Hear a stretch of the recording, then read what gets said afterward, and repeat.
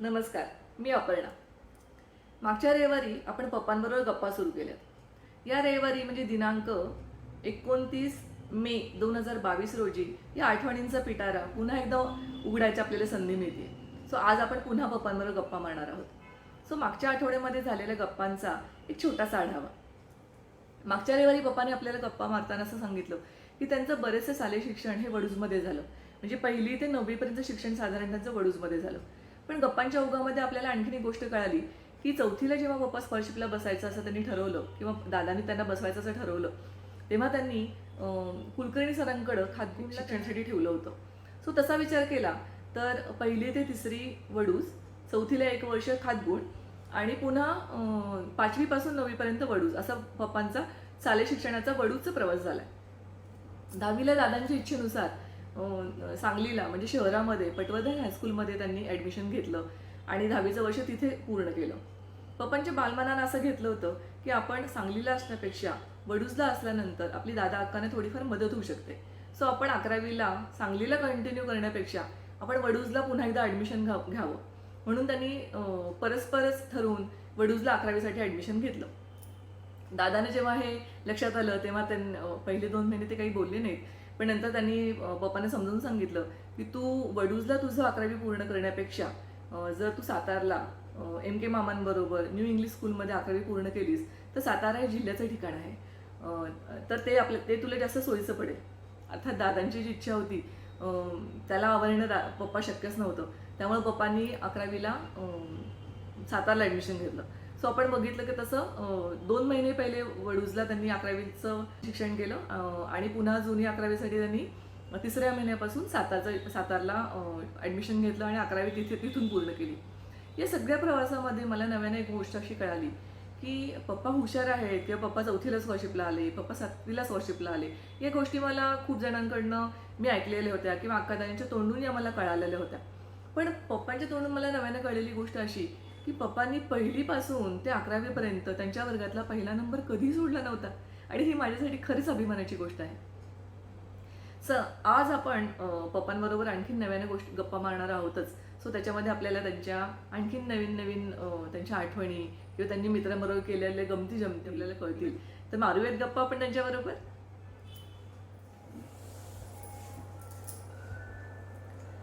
आठवणींचा भाग 2 आज आपण सुरू करतोय.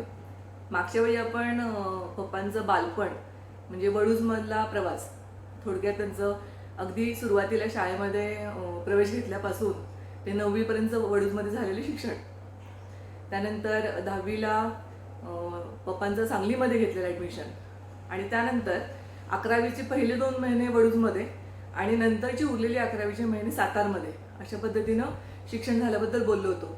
तर आता ह्याच्यामध्ये सुद्धा 4थीच्या स्कॉलरशिपमधला थोडा पोर्शन पप्पा म्हणलेले की आपण नंतर बोलूयात. सो आपण तिथून आज सुरुवात करूयात. सो पप्पा, तुम्ही म्हटलं होता की 4थीला स्कॉलरशिपचा जेव्हा तुमचं ॲडमिशन घ्यायचं ठरलं किंवा स्कॉलरशिपच्या परीक्षेला बसायचं ठरलं तर तुम्हाला दादांनी वडूजमधून एका शिक्षकांकडं तुम्ही राहायला गेला होता अशा पद्धतीचं काहीतरी आठवणी आहेत, तर त्या तुम्ही आम्हाला सांगाल का?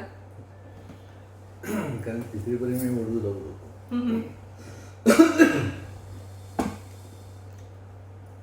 आणि 4थीला दादाची बदली खातगुणला होती आणि तेव्हा त्याने असं मला म्हटलं की तूही तिथंच ये शिकायला. त्यांचे मित्र होते हसू कुलकर्णी म्हणून. तर त्यांच्याकडे मला त्याने ठेवलं म्हणजे तुम्ही त्यांच्या घरीच खातगुणला त्यांच्या घरीच राहायला दिलं. त्यांच्या घरी म्हणजे कुलकर्णी गुरुजींची मिसेस पत्नी, त्यानंतर त्यांचा एक मुलगा होता छोटा आणि सिंधू नावाची त्यांची एक कोणती पाहुणी तिथं त्यांच्याकडे शिकायला आलेली होती. आणि मुलाचं नाव त्या प्रमोद होतं. मी पहिल्यांदा बिचकलो होतो तिथं आल्यावर, सगळं नव्हतं होतं. हळूहळू मी थोडासा राहतो. 4थी शाळा तिथून जवळच होती आणि शाळेतलं शिक्षण ऑलरेडी सुरू झालं होतं. मी त्यामध्ये सामील झालो आणि दररोजचं शिक्षण सुरू झालं. आणि काही दिवसांनी गुरुजींनी सांगितलं की आता स्कॉलरशिपच्या परीक्षेची आपल्याला तयारी करायची आहे.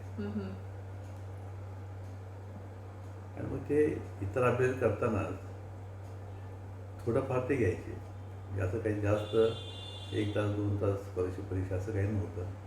तर त्यांचं म्हणणं होतं की नेहमीच्या अभ्यासामध्ये स्कॉलरशिपचं ॲटोमॅटिक ते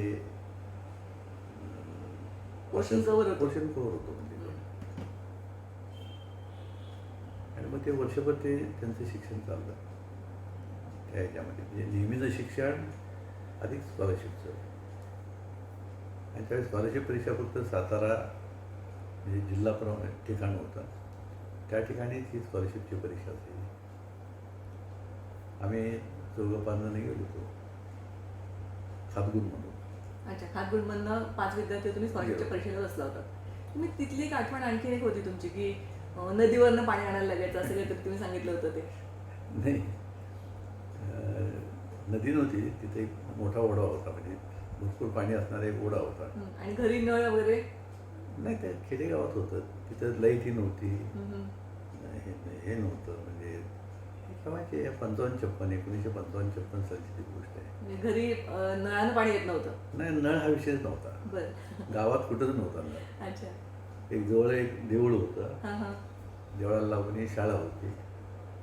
आणि तिथं प्रत्येक वर्ग होते, 4थी होती, 3री होती, 2री होती, 1ली होती, 7वीपर्यंतची शाळा. अच्छा. आम्ही त्यामध्ये 4थीला होतो. आणि हसू कुलकर्णी सर होते गुरुजी, ते आमचे शिक्षक होते. तर वहिनी त्या भयंकर कष्ट करायच्या. सकाळी उठल्यानंतर भांडी कोंडी धुणं वगैरे, आणि त्या मग ओढ्यावर जायच्या. तर एक दिवस मी सहज त्यांच्यावर ओढ्यावर गेलो होतो. तर ओढा दिवसाने 3-4 फरलांग लांब होता घरापासून. घरापासून. म्हणजे मला गेल्यानंतर काही खूप लांब आलं, पाणी मारत होतं. आणि त्याने कळशी बदली कमरेवर ठेवली आणि ते घरी घराकडे गेल्या. एक ट्रिप मी गेलो, दुसऱ्या ट्रिपला काही माझी इच्छा झाली नाही, आणि त्या ट्रिप आणून टाकत होत्या. मला असं वाटलं की वडूला मी बघत होतो पाण्याचा, त्यावेळी आपल्याकडे पाणी आणणारा एक माणूस नेमला होता, आपण याला पाणी आणून देणारा, आणि सत्यवानसुद्धा थोडं बहुत पाणी भरायचं. अच्छा, म्हणजे पाणी आणून घरामध्ये भरण्यासाठी माणूस होता. कावडीने भरायचे का त्यावेळी? कावडीन बरोबर. अच्छा. कावडीन बरोबर. सो ती फॅसिलिटी इथे नव्हती खातगुणमध्ये. आणि मग माझ्या लक्षात आलं की मला अंघोळीला जे बादलीत पाणी द्यायचं, ते सामान्य एक मोठा तांब्या भरून किंवा जास्तीत जास्त चरबी भरून ते पाणी असेल, आणि त्यात आंघोळ करायची. मला काही पाणी जादा लागतं बोलायचं धाडस झालं नाही. मी त्यातले अगदी थोडं थोडं थोडं पाणी अंगावर टाकून ते कावळ्याची आंघोळ त्या टाईप माझी आंघोळ व्हायची.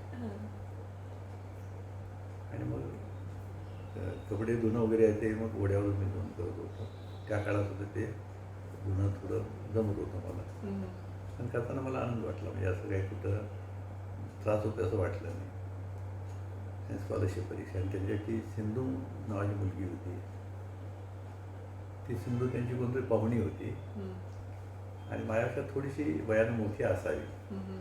माझ्या वर्गात नव्हतीच ती, पुढच्या वर्गात होती, मोठी असावी. पण ती सतत माझ्याभोवती घोटाळायची, काहीतरी गप्पा मारायची, हे करायची. जी बोलकी होती ती. आणि मध्यंतरी हातघासा निघाला. त्या हातघासा म्हटल्यावर मला म्हणली चला माझ्यावर तू यायचं. त्यावेळी गेलो त्याच्याबरोबर. 10-12 मुली होत्या, त्यांनी मला मध्ये बसवलं, आणि कडेला फेर दोन त्याची हातघास सुरू झाला, खेळ सुरू झाला. आणि असे काही दिवस चाललं त्यांचं ते कार्यक्रम संपेपर्यंत. आणि मग मला लक्षात असं आलं की मला सगळीच गाणी पाठ झाली, हात घ्यायची.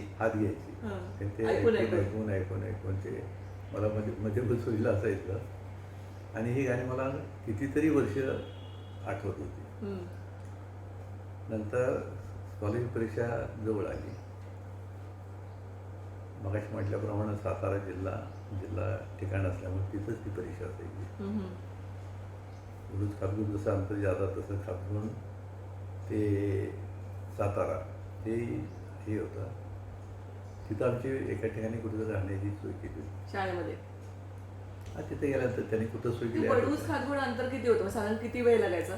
वडूज खातगुण हे अंतर सामान्य एक 12 ते 13 किलोमीटर होतं. अच्छा, पण त्यावेळी ते खूप मोठं वाटत असेल. हे खूप मोठं होतंच ते. तुम्ही प्रवास कसा करत होता, म्हणजे नाही गाडी वगैरे होती का? नाही नाही, कुठलाही प्रवास करत नव्हतो मी. राहायलाच ह्यांच्या घरी होतो मी. अच्छा, पण कधी वडूजला गेला तर किती वेळ साधारण लागायचा आणि कसं जायचं? हां, वडूजला ते जाणं असायचं. ते केव्हा तरी असे 2-4 महिन्यानंतर एखादी माझी चक्कर असायची. आणि दादांची कधी ते आल्यानंतर माझी गाठ पडायची. तर ते एस टीचं जे सातारा वडूज जो रस्ता होता, खातगुण हे रस्त्यावरचं गाव नाही आहे.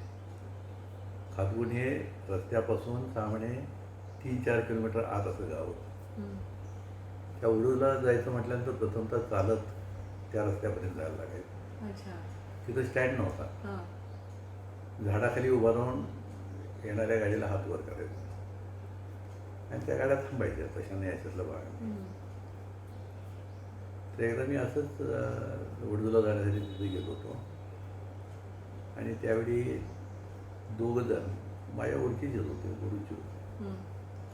ओळखीचे म्हणजे मी चेहरा ओळखत होतो. माझ्या ओळखीचे नव्हते, मोठे होते, पण ते चेहरा ओळख होती. मला नाव वगैरे त्यांची माहीत नव्हती.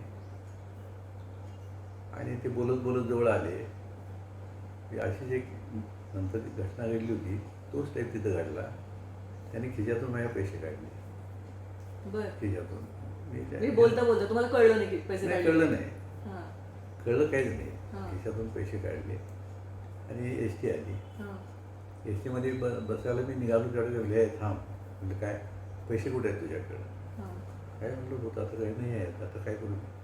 थांब, तुझे पैसे आम्ही घेतलेले आहेत. अच्छा, तरी सांगितलंच होतं. हे घे पैसे. हां. आणि लक्ष ठेवायला पाहिजे. कोणती केव्हा ते गाठ पडतं, पैसे काढतं, आपण सावध राहायला पाहिजे. म्हणजे नवीन शिकवण हां. की अनोळखी माणूस सुद्धा असं करू शकतो. आम्ही ओळखीचे होतो म्हणून पैसे तुला परत दिले. तर वडोदरा अशी जादा चक्कर नसायची माझी. अच्छा. क्वचित. पण मग एस टीनं पुन्हा तिथून म्हणजे तुम्ही एस टी जिथून पकडायचं तिथून वडूजला जायला साधारण किती वेळ लागायचा? नाही, त्यानंतर वडूजनंतर एक खटाव गाव होतं. खटावचं असं जरा आत होतं. वडूज खटावमध्ये जायचं. मग बाहेर घेऊन ते सातवडी म्हणून एक गाव होतं, तिथून वडूज गाव. त्यामुळे एक अर्धा-पाऊण तास लागायचा. अच्छा, म्हणजे चालत यायला तुम्हाला लागेल तो वेळ प्लस अर्धा-पाऊण तास एवढं तुम्हाला खातगुडवरनं वडूजला जायचं म्हटलं तर एवढा वेळ लागत होता. अच्छा. पण वडूजला माझी फारशी ट्रीप पाहिजे. एकटे प्रवास करायची गरज नॉर्मली मिळाली नव्हती. आता तुम्ही मला आल्यापासून एक 2दा मी वडूजला गेलो होतो. अच्छा. तर अक्का तिथं वडूजला होती, बाकी सगळे बहिणी तिथं होत्या वडूजला. आणि इथं ठेवल्यामुळे मी तिथं होतो. आणि दादा मध्ये मध्ये तुम्हाला भेटायला पण यायचे? नाही, दादा खातगुरलाच सर्व्हिसला होते ना. अच्छा, तेव्हा दादा पण दररोज भेटत नव्हते का? नाही, दररोजची गाठ नाही. म्हणजे काय, त्यांची यात्रा निराळ होती हां. आणि ते सायकलवरनं यायचे आणि सायकलवरनं जायचे अच्छा. माघारी. हां. गाठ भेट नाही पडायची तशी. बरं. पण केव्हा तरी येऊन एकदा वर्गात त्याने एक पिरियड घेतलेलं मला आठवतो. अच्छा. दादाने म्हणजे तुमचा घेतलं. क्लास. बरं. नाही, दादाने असे 2 पिरियड घेतले. म्हणजे ह्याच्यामध्ये सुद्धा वडूजमध्ये असताना सुद्धा त्याने एक पिरियड घेतलं. मी ते नंतर सांगेन. पण तसं हे नव्हतं, पण दादांचा बिचका वाटायचा.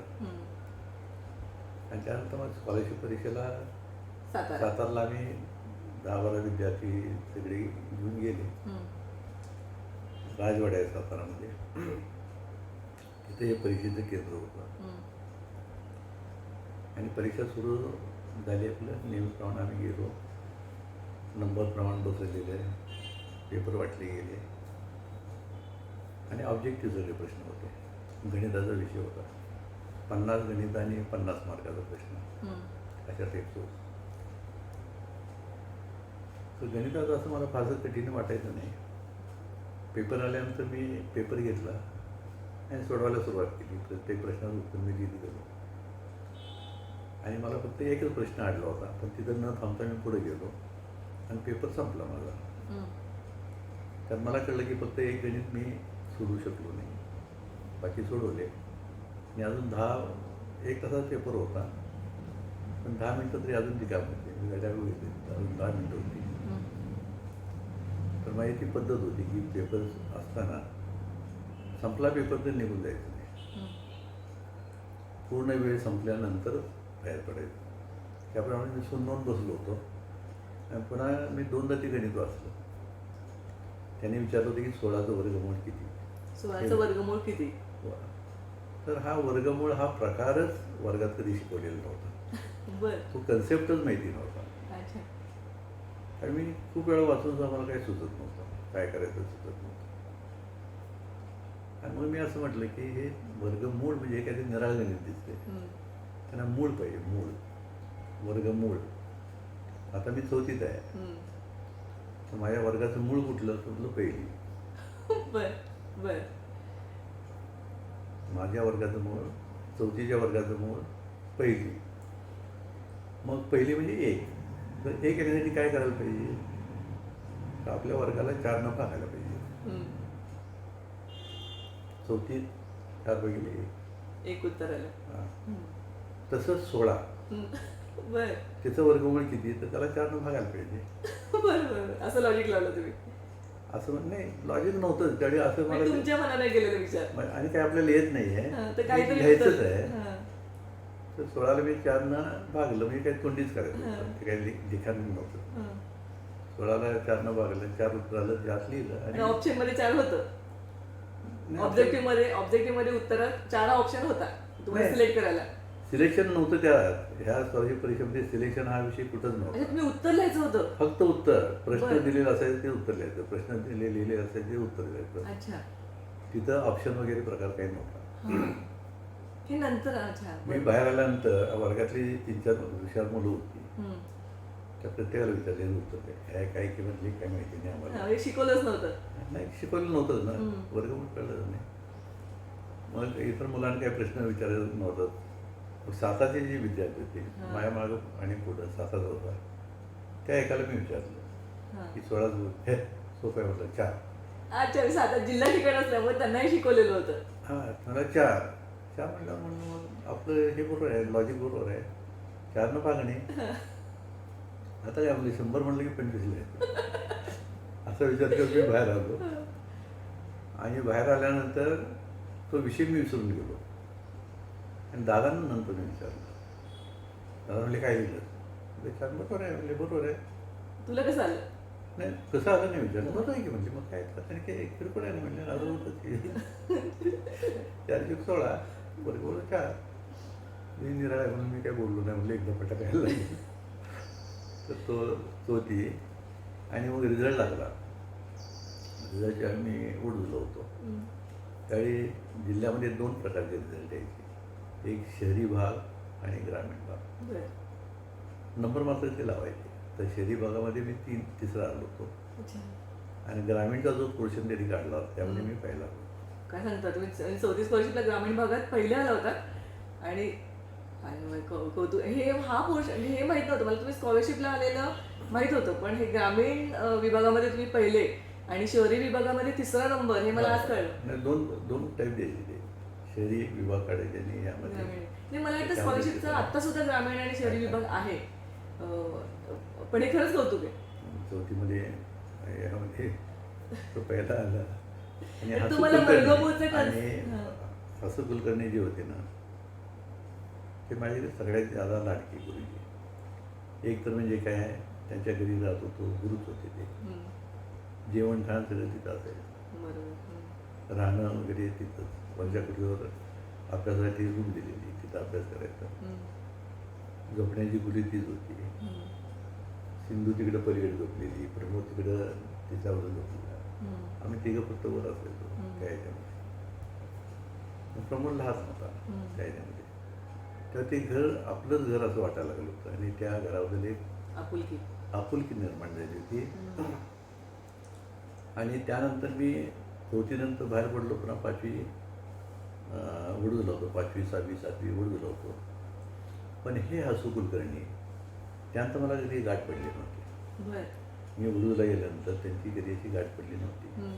फक्त स्कॉलरशिपचा रिझल्ट लागल्यानंतर ते एकदा वडूजला गेले होते.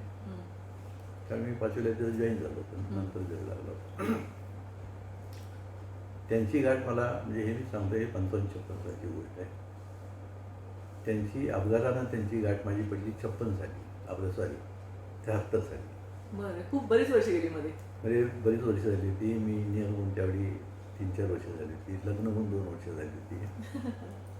आणि मी विटायला ऑफिसमध्ये होतो. हम्म. एक प्रमोशन मला मिळालं होतं, इंजिनियर होतो. आणि एक दिवस एक चेहरा पुढे आला ऑफिसमध्ये. हा ऑफिसमध्ये. तर मला ते कुलकर्णी गुरुजी आठवायला लागले. मी त्यांच्याकडे बघत होतो.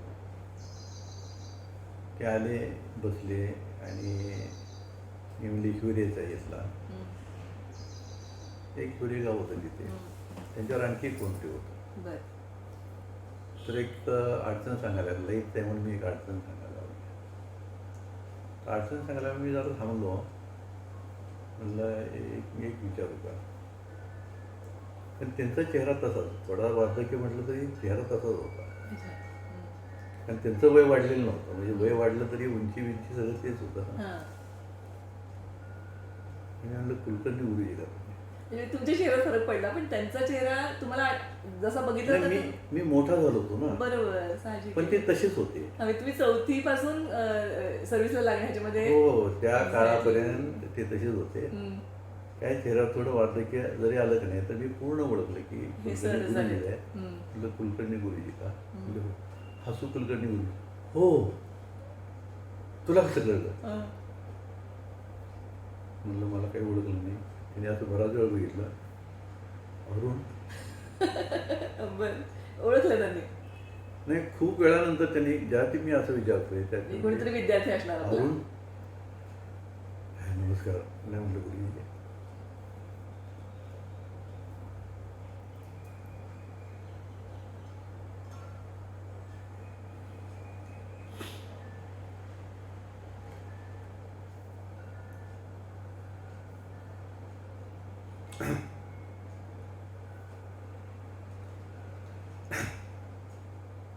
मी उठलो पुन्हा.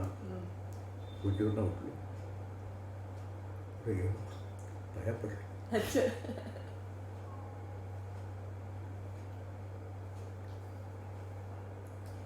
आणि ऑफिस सगळं थक्क झालं. साहजिक आहे. न सांगता आपले साहेब कुठल्या माणसाला नमस्कार करतात आणि तुमच्या दृष्टीने म्हणजे न सांगता पाणी आलं, चहा आला. आणि ते म्हणले आमच्या गावाला लाईट नाही आहे. म्हटलं गुरुजी मी उद्या येतो.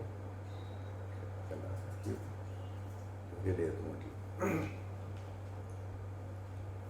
तर ते खानापूरच्या दिशेला खरसुंडीला जाताना एक घाट आहे. ते अलीकडे उजव्या हाताला त्यांचं हिवरे गाव आहे. ते खानापूरच्या पुढे. ते हिवरे गावात गेलो. आतमध्ये होतं गाव. गावात गेल्यानंतर पहिल्यांदा सरपंचाला गाडी यायला लागतं त्या गावात. तसं मी सरपंचाची गाडी घेतली. ते MSVचा जीपचा त्यांनी बोर्ड वाचला. ते जीप धावताली खरंच काय काय काढले तर काय नाही. 20,000 होते हिवरे गावामध्ये. गावात लाईट नाही तुमच्या. हो म्हणले लाईट नाही.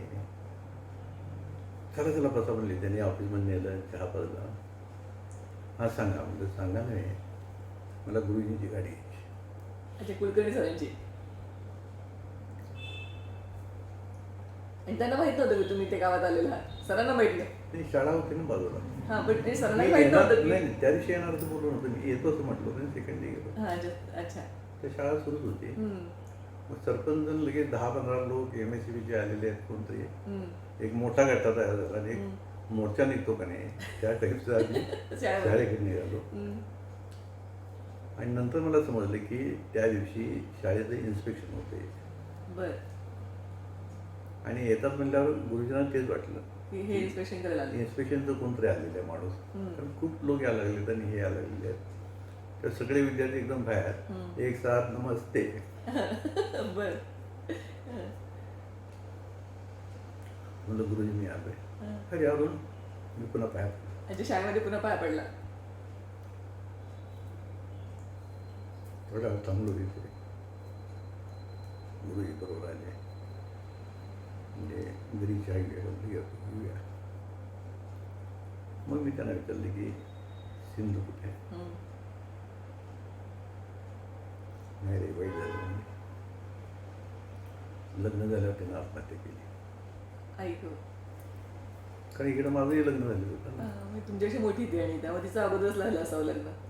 लग्न म्हणजे त्या आत्महत्या मग मी काही जास्त विचारलं नाही, थांबलो तिथे. पण त्या आणि गुरुजी म्हटलं, मी विषय माझ्या पूर्ण लक्षात आलेला आहे. हं, मनात म्हणलं की हीच माझी गुरुदक्षिणा.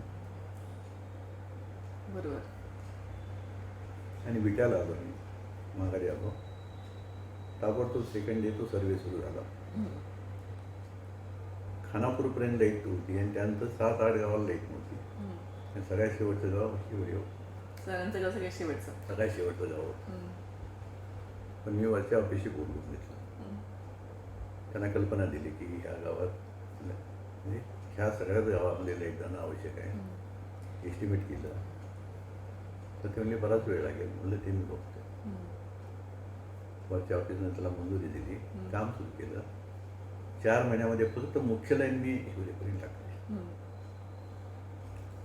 म्हणजे त्याला म्हणतात एस टी लाईन. हं, एस टी लाईन झाल्यानंतर एक ट्रान्सफॉर्मर बसतो हं.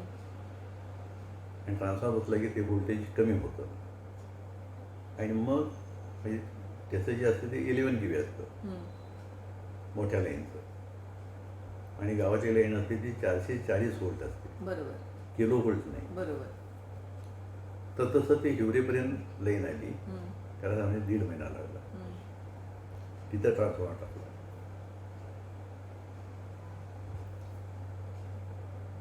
मी गावात लाईटांची हे किती 1.5 महिन्यात. 1.5 महिन्यात. पण मग ती तुम्ही मधली 7 गावं जी म्हटलं, मधली नाही. 7 गावं कुठली गावं त्याला फक्त लाईन गेली वरनं. म्हणजे त्यांना प्रोव्हिजन झालं की त्यांनी इन फ्युचर समजा लाईटची नाही. डिमांड केली. नाही, नंतर 1.5 वर्षामध्ये मी तिकडे लाईन टाकली सगळीकडे. अच्छा. पण ते झालं नाही, हां. पण इथं आलं, लाईट सुरू झाली, हं. आनंदोत्सव झाला तिथं गावात. गावामध्ये. आणि गुरुजींचा सत्कार झाला.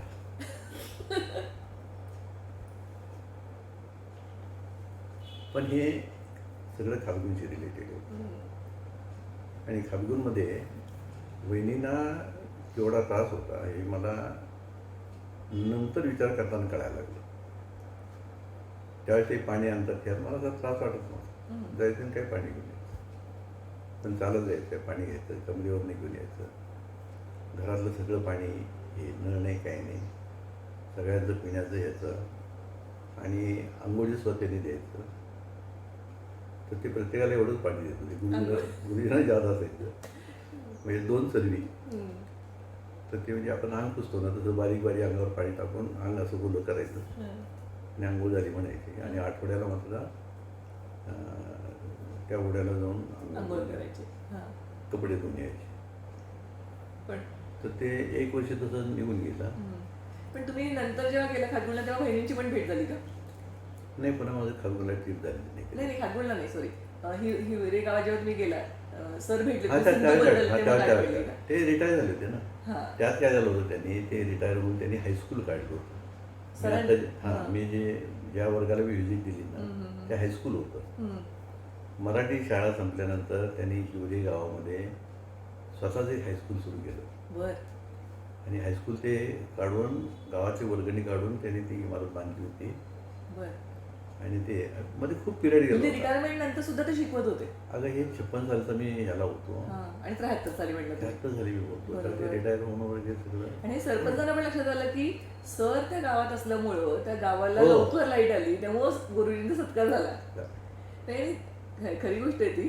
पण जे अजब आठवणी आहेत ना की इतक्या वर्षानंतर सर तुम्हाला म्हणजे चुकून ऑफिसमध्ये तुमच्याच येणे, तुम्ही त्यांना ओळखणे आणि आणायचे, म्हणजे ते जरी पोस्ट तुमची ती तशी असली तरी ती संधी मिळणे सुद्धा एक नशीब लागतं ना की आपल्या सरांच्या गावामध्ये लाईट पहिल्यांदा लाईट नेणे आणि तिथे आनंदोत्सव साजरा करण्यासाठी तुम्ही निमित्त झालात. ती एक संधी तुम्हाला MSCB मुळे प्राप्त झाली. हे सुद्धा नशिबाची गोष्ट त्यावेळी कसं आहे. आहे की अधिकार वापरता येत होते. हम्म, हल्ली अतिशय सिस्टमॅटिक आहे. हम्म. यानंतर हे, यानंतर हे. हम्म. पण त्या काळामध्ये लाईट अशी कुठून नव्हतीच. बरोबर. म्हणजे विट्यानंतर, विटा झाला का नाही की एकदम खारगुन गाव होतं, हम्म. तिथंच लाईट होती. बरोबर. ते तिथून 5 किलोमीटर पार आहे की जिथं हम्म. माझा नंतर एक दोस्त झाला, हम्म. नाना आणि साळुंखे. तुम्ही जेव्हा खारगुनला होता तेव्हा लाईट नव्हतीच, म्हणजे तेव्हा नंतर झाली. नाही, ओढून खातगुटा लाईट हा विषय नव्हता. इव्हन पप्पा वडूजला लाईट होती का इथून? नाही, वडूजला झालं. वडूजला कुठल्या साली लाईट आली? वडूजला मी ज्यावेळी लास्ट इयरला होतो. नोबीला? नाही नाही, इंजिनिअरिंग कॉलेजच्या ओ, इंजिनिअरिंग कॉलेजच्या शेवटच्या इंजिनिअरिंग वर्षी. कॉलेजच्या शेवटच्या वर्षाला होतो. हां. आणि 68 त्या दरम्यान वडूजला मी सुट्टीवर आलो होतो. हम्म. तर त्यावेळेस दादांना सांगितलं की इथलं लाईटचं काम सुरू झालेलं आहे. अच्छा, तेव्हा. आणि तिथे एक कुलकर्णी नावाचा एक सब इंजिनियर होता. हम्म. तर दादाने फक्त ओळख करून दिली की मुलगा आता वॉशिंग कॉलेज शिकतो. म्हणजे कुठल्या वर्षात तुम्हाला विचारलं. म्हटलं बीला शिकतोय. बी त्यानं नमस्कार केला कडे. कारण तो डिप्लोमा होल्डर होता. हे नंतर कळलं. बरं. मी उडूचा काम बिझनेस करणार आहे म्हणलं. असं ते सगळं चालू आहे बघा. गुरुजींना विचारा काय अडचण आहे का? बघा नाही, तशी काय अडचण नाही. तो नंतर म्हणजे कराडला होता. हम्म. तर ज्यावेळी मी सातारला एसी होतो हम्म. तर तो माझ्या अंडर आला होता. बरं. पण तो चांगला होता. म्हणजे तुम्हाला बरीच लोक पुन्हा पुन्हा भेटत गेली. साहजिक आहे. तो कारण म्हणजे तो भागच होता ना. तो भाग महाराष्ट्रामध्ये असल्यामुळे ऑब्विसली. कारण सांगली विटा जरी सांगली जिल्हा असला आणि आपला जरी सातारा जिल्हा असला तर ते अंतराप्रमाणे ते जमायचं. बरोबर. म्हणजे पप्पा तुम्ही 1ली ते 9वी जेव्हा विटायला होता तेव्हा तिथे लाईटच नव्हती. मग तुम्ही घरी कसं म्हणजे हे असायचं? नाही, विट्याला कंदील नव्हतं. वगैरे. विट्याला नाही, सॉरी, वडूजला तुम्ही ते 1ली ते 9वी होता नाही नाही तेव्हा नाही. तिथे लाईट नव्हतीच. वडूजला म्हणजे कसं, वडूज हे मोठं गाव. हम्म. म्हणजे त्या तालुक्याचं मुख्य प्लेस हम्म. पोलीस तर हे होतं ते वडूजला हम्म. Police station. मोठं गाव. आणि तालुका प्लेस जरी असलं का नाही तर लाईट हा विषय नव्हता. ग्रामपंचायतीनं रॉकेलचे दिवे लावले होते कोपऱ्या कोपऱ्याला. रस्त्यावर रॉकेलचे दिवे? रॉकेलचे दिवे. बर. आणि आपलं दुकान होतं वडूजला. तर ते अशी 3-4 दुकानं अशी होती की जिथं रॉकेलची गॅस बत्ती होती. बर.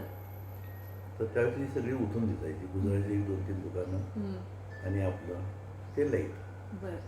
तर लाईट तशा अर्थात आपल्याकडे होता हां, पण हां. लाईटच नव्हती. बरोबर. मग तुमचा अभ्यास जरी त्या लाईटमध्ये तुम्ही करायचा? वडूजला असताना अच्छा, म्हणजे ते गॅस बत्तीमध्ये तुमचा अभ्यास असायचा? शिकत असताना हे करत होतो. बरं.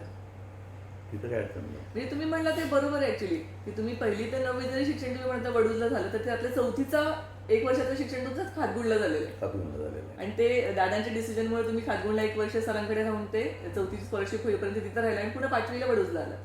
7वीपर्यंत म्हणजे पुन्हा 7वी स्कॉलरशिप आहे ती वडूजमध्येच केली. अच्छा, 7वीची स्कॉलरशिप परीक्षा पण अच्छा ती वडूज बंद दिली तेव्हा मग पुन्हा तुम्ही कुठे दुसरीकडे गेला नाही? नाही, वडूजमध्ये गेलो. हां. आणि त्यावेळी मला असं काही ह्याच्यासारखे अनुभव आले नाहीत, खातगुंडसारखे आले नाहीत. तिथं स्कॉलरशिप शिकवायला कोण नव्हतंच. 7वीला 5-6 विद्यार्थी त्यांनी काढले होते आणि त्यांनी स्कॉलरशिपचं एक पुस्तक आणलं होतं की जुन्या काळातली स्कॉलरशिपमध्ये आलेली गणित प्रश्न वगैरे असे काहीतरी. आणि ते पुस्तक प्रत्येकाला एक एक होतं. म्हणजे आम्ही विकतच घेतलं होतं. ते वाचून वाचून वाचून स्वतः स्टडी करायचं. बरं. आणि त्यावेळी परीक्षा पुन्हा सातारलाच होती. सेंटर सातारा. सातारात होतं. पण त्यावेळी कुठं दिसकं वाटलं नाही किंवा भीती वाटली नाही. फक्त रिझल्टला काय होईल हे तशी काही खात्री नव्हती. म्हणजे कॉन्फिडन्स पेपर बरोबर जाणार वाटत होता. तसा पेपर बरोबरही गेला. पण तिथं म्हटलं काय मार्क काय एका मार्काने जरी पुढे गेला तर स्कॉलरशिप परीक्षा असते. त्यामुळे तो रिझल्टचा मी विचार केला नव्हता. आल्यावर मला गुरुजीने विचारलं कसं, तर मला म्हणलं सुंदर गेलेलं आहे पेपर. माझ्या माहितीप्रमाणे काही चुकलेलं नाही असं मी त्यांना म्हटलं. 3 विषय असतात. मी गणितबद्दल बोलत होता. गणित, बुद्धिमत्ता आणि मराठी. तर तो रिझल्ट लागला. तिथेही स्कॉलरशिपमध्ये तुम्ही आला तर 7वीला पण? स्कॉलरशिप सगळी घेतली आणि पुढे एक स्कॉलरशिप मी घेतलेली आहे. पण त्यात माझं क्रेडिट नव्हतं. ही स्कॉलरशिप बाबा काय काय साधारण अमाऊंट मिळायची त्यावेळी तुम्हाला आणि ती कशी? नाही, 4थीला 4 रुपये होती. महिना 4 रुपये? महिना 4 रुपये. बरं. आणि पहिली स्कॉलरशिप मला 16 महिन्यानंतर 64 रुपये आली.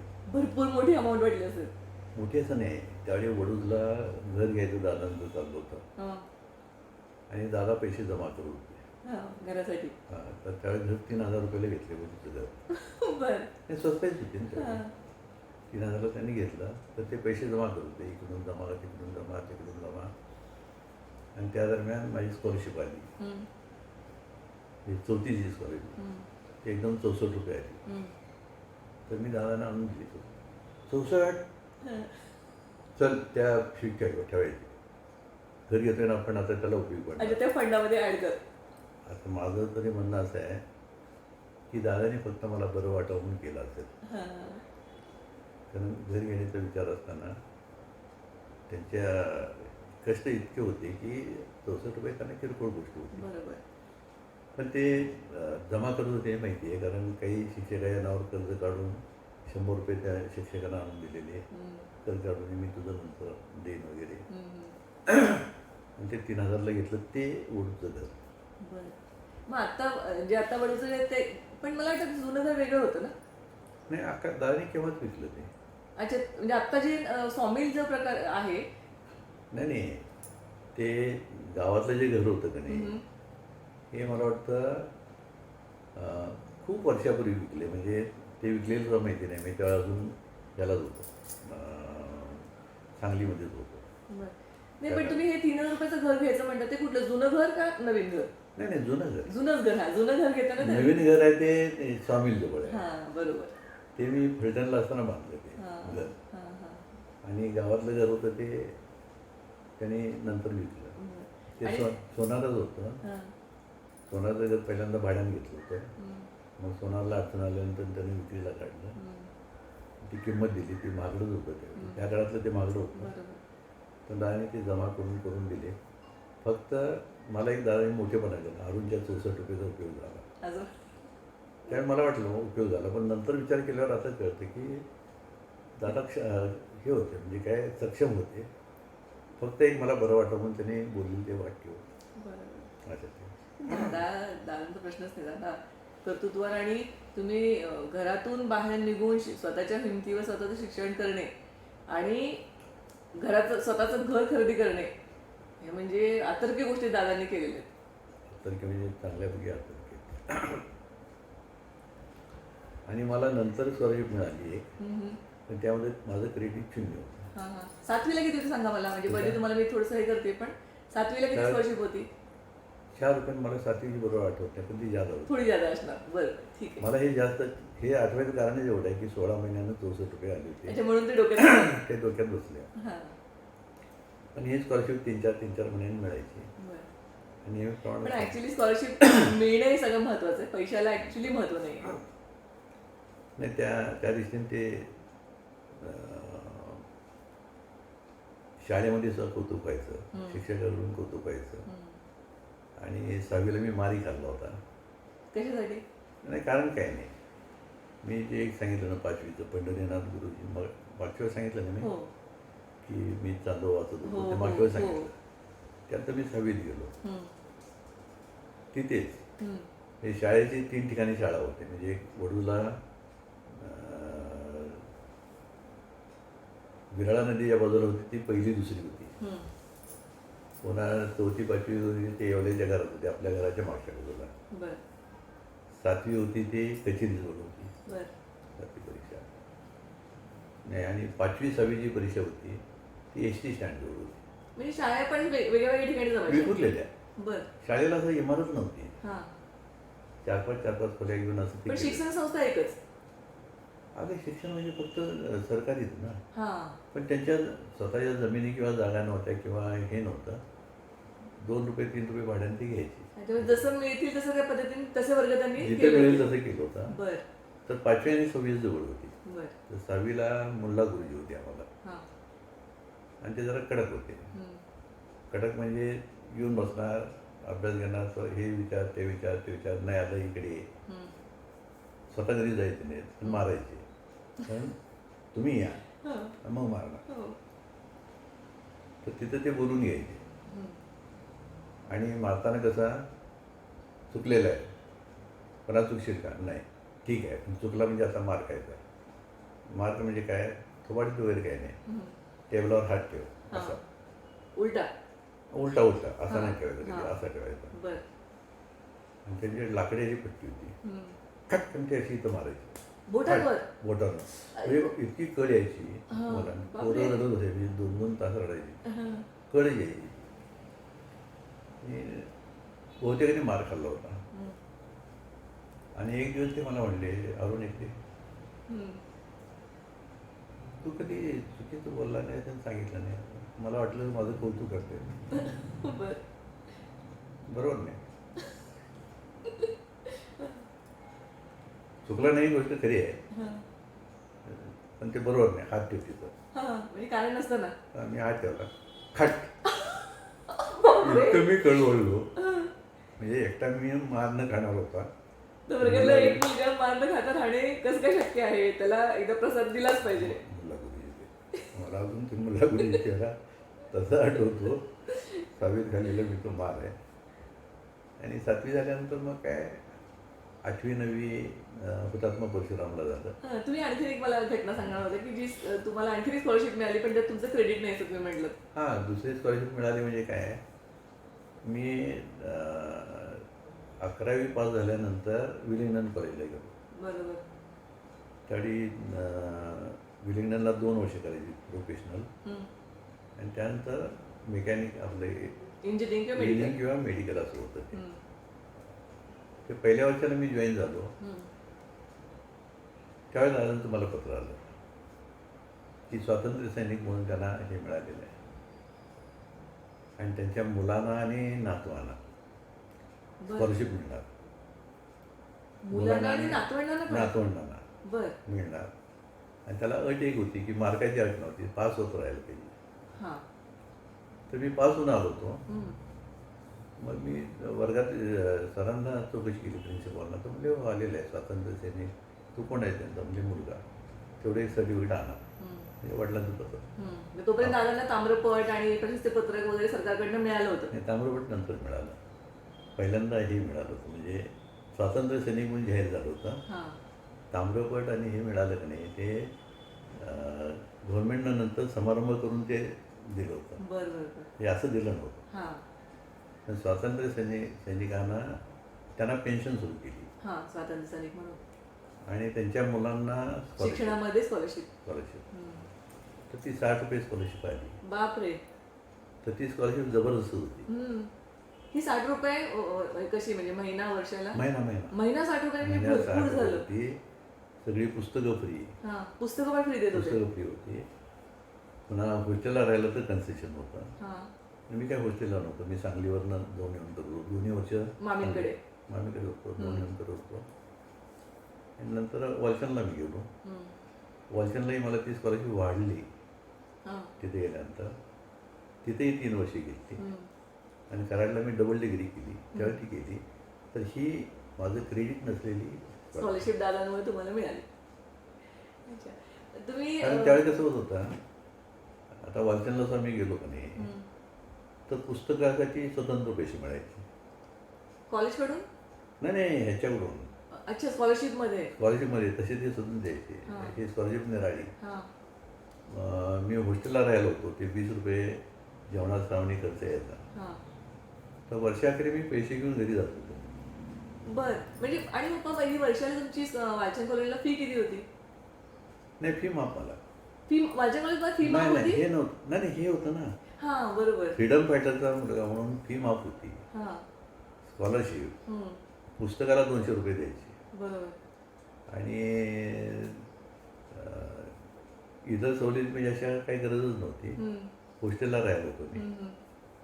हां, बरोबर, हॉस्टेल फ्री होतं मला. हॉस्टेल पण फ्री होतं. म्हणजे तुम्हाला मिळालेले स्कॉलरशिपचे सगळे पैसे तुम्ही घरी देऊ शकत होता? सगळे नाही, खर्च करत होतो मी. म्हणजे त्या मेसला 20 रुपये देणे हां. महिन्याचे. हां. आणि मग इतर किरकोळ खर्च व्हायचे, पण शिल्लक राहायचे. बर. आणि दरवर्षी मी ते ठराविक पैसे घेऊन जायचे. सगळे पैसे घेऊन पुन्हा करायला द्यायचे. काय असेल ते पैसे द्यायचे. पण हे मला नवीन कळालं की मला माहित नव्हतं की स्कॉलरशिप तुम्हाला स्वातंत्र्य सैनिकांची मुलं म्हणून तुम्हाला 11वी स्कॉलरशिप आहे, जी तुम्हाला ग्रॅज्युएशन आणि डबल डिग्री होईपर्यंत मिळत होते. आणि ती स्कॉलरशिप एवढी मोठी होती की तुमची फी आणि बाकीचा खर्च भागून तुम्ही ती स्कॉलरशिपचे उरलेले पैसे परत देऊ शकत होता. फी नव्हतीच ना. हां, फी माफ होती. फी माफ होती. फी माफ होती. नाही, हे म्हणजे हे सगळं दादांमुळे झालं. दादांची पुण्य आहे, काही त्यांचं पुण्य आहे त्यांची. फक्त तुम्हाला एकच कंडिशन होती की दरवर्षी तुम्ही पास होत राहिलं पाहिजे, कुठेही नापास होता कामा नये. आपल्या घरात ती स्कॉलरशिप सुरुवातीपासून घेणार मी एकटाच होतो. होय का? 11वी पासून घेणार तुम्ही एकटे होता? 11वीपासून मी घेणार मला होतो. वाटतं निमात्याला पण नंतर मिळाली असेल. मला मिळाले हा, निमात्याला मिळाले मला असेल. मिळाले असणार, सगळ्यांना मिळाले असणार. हम्म.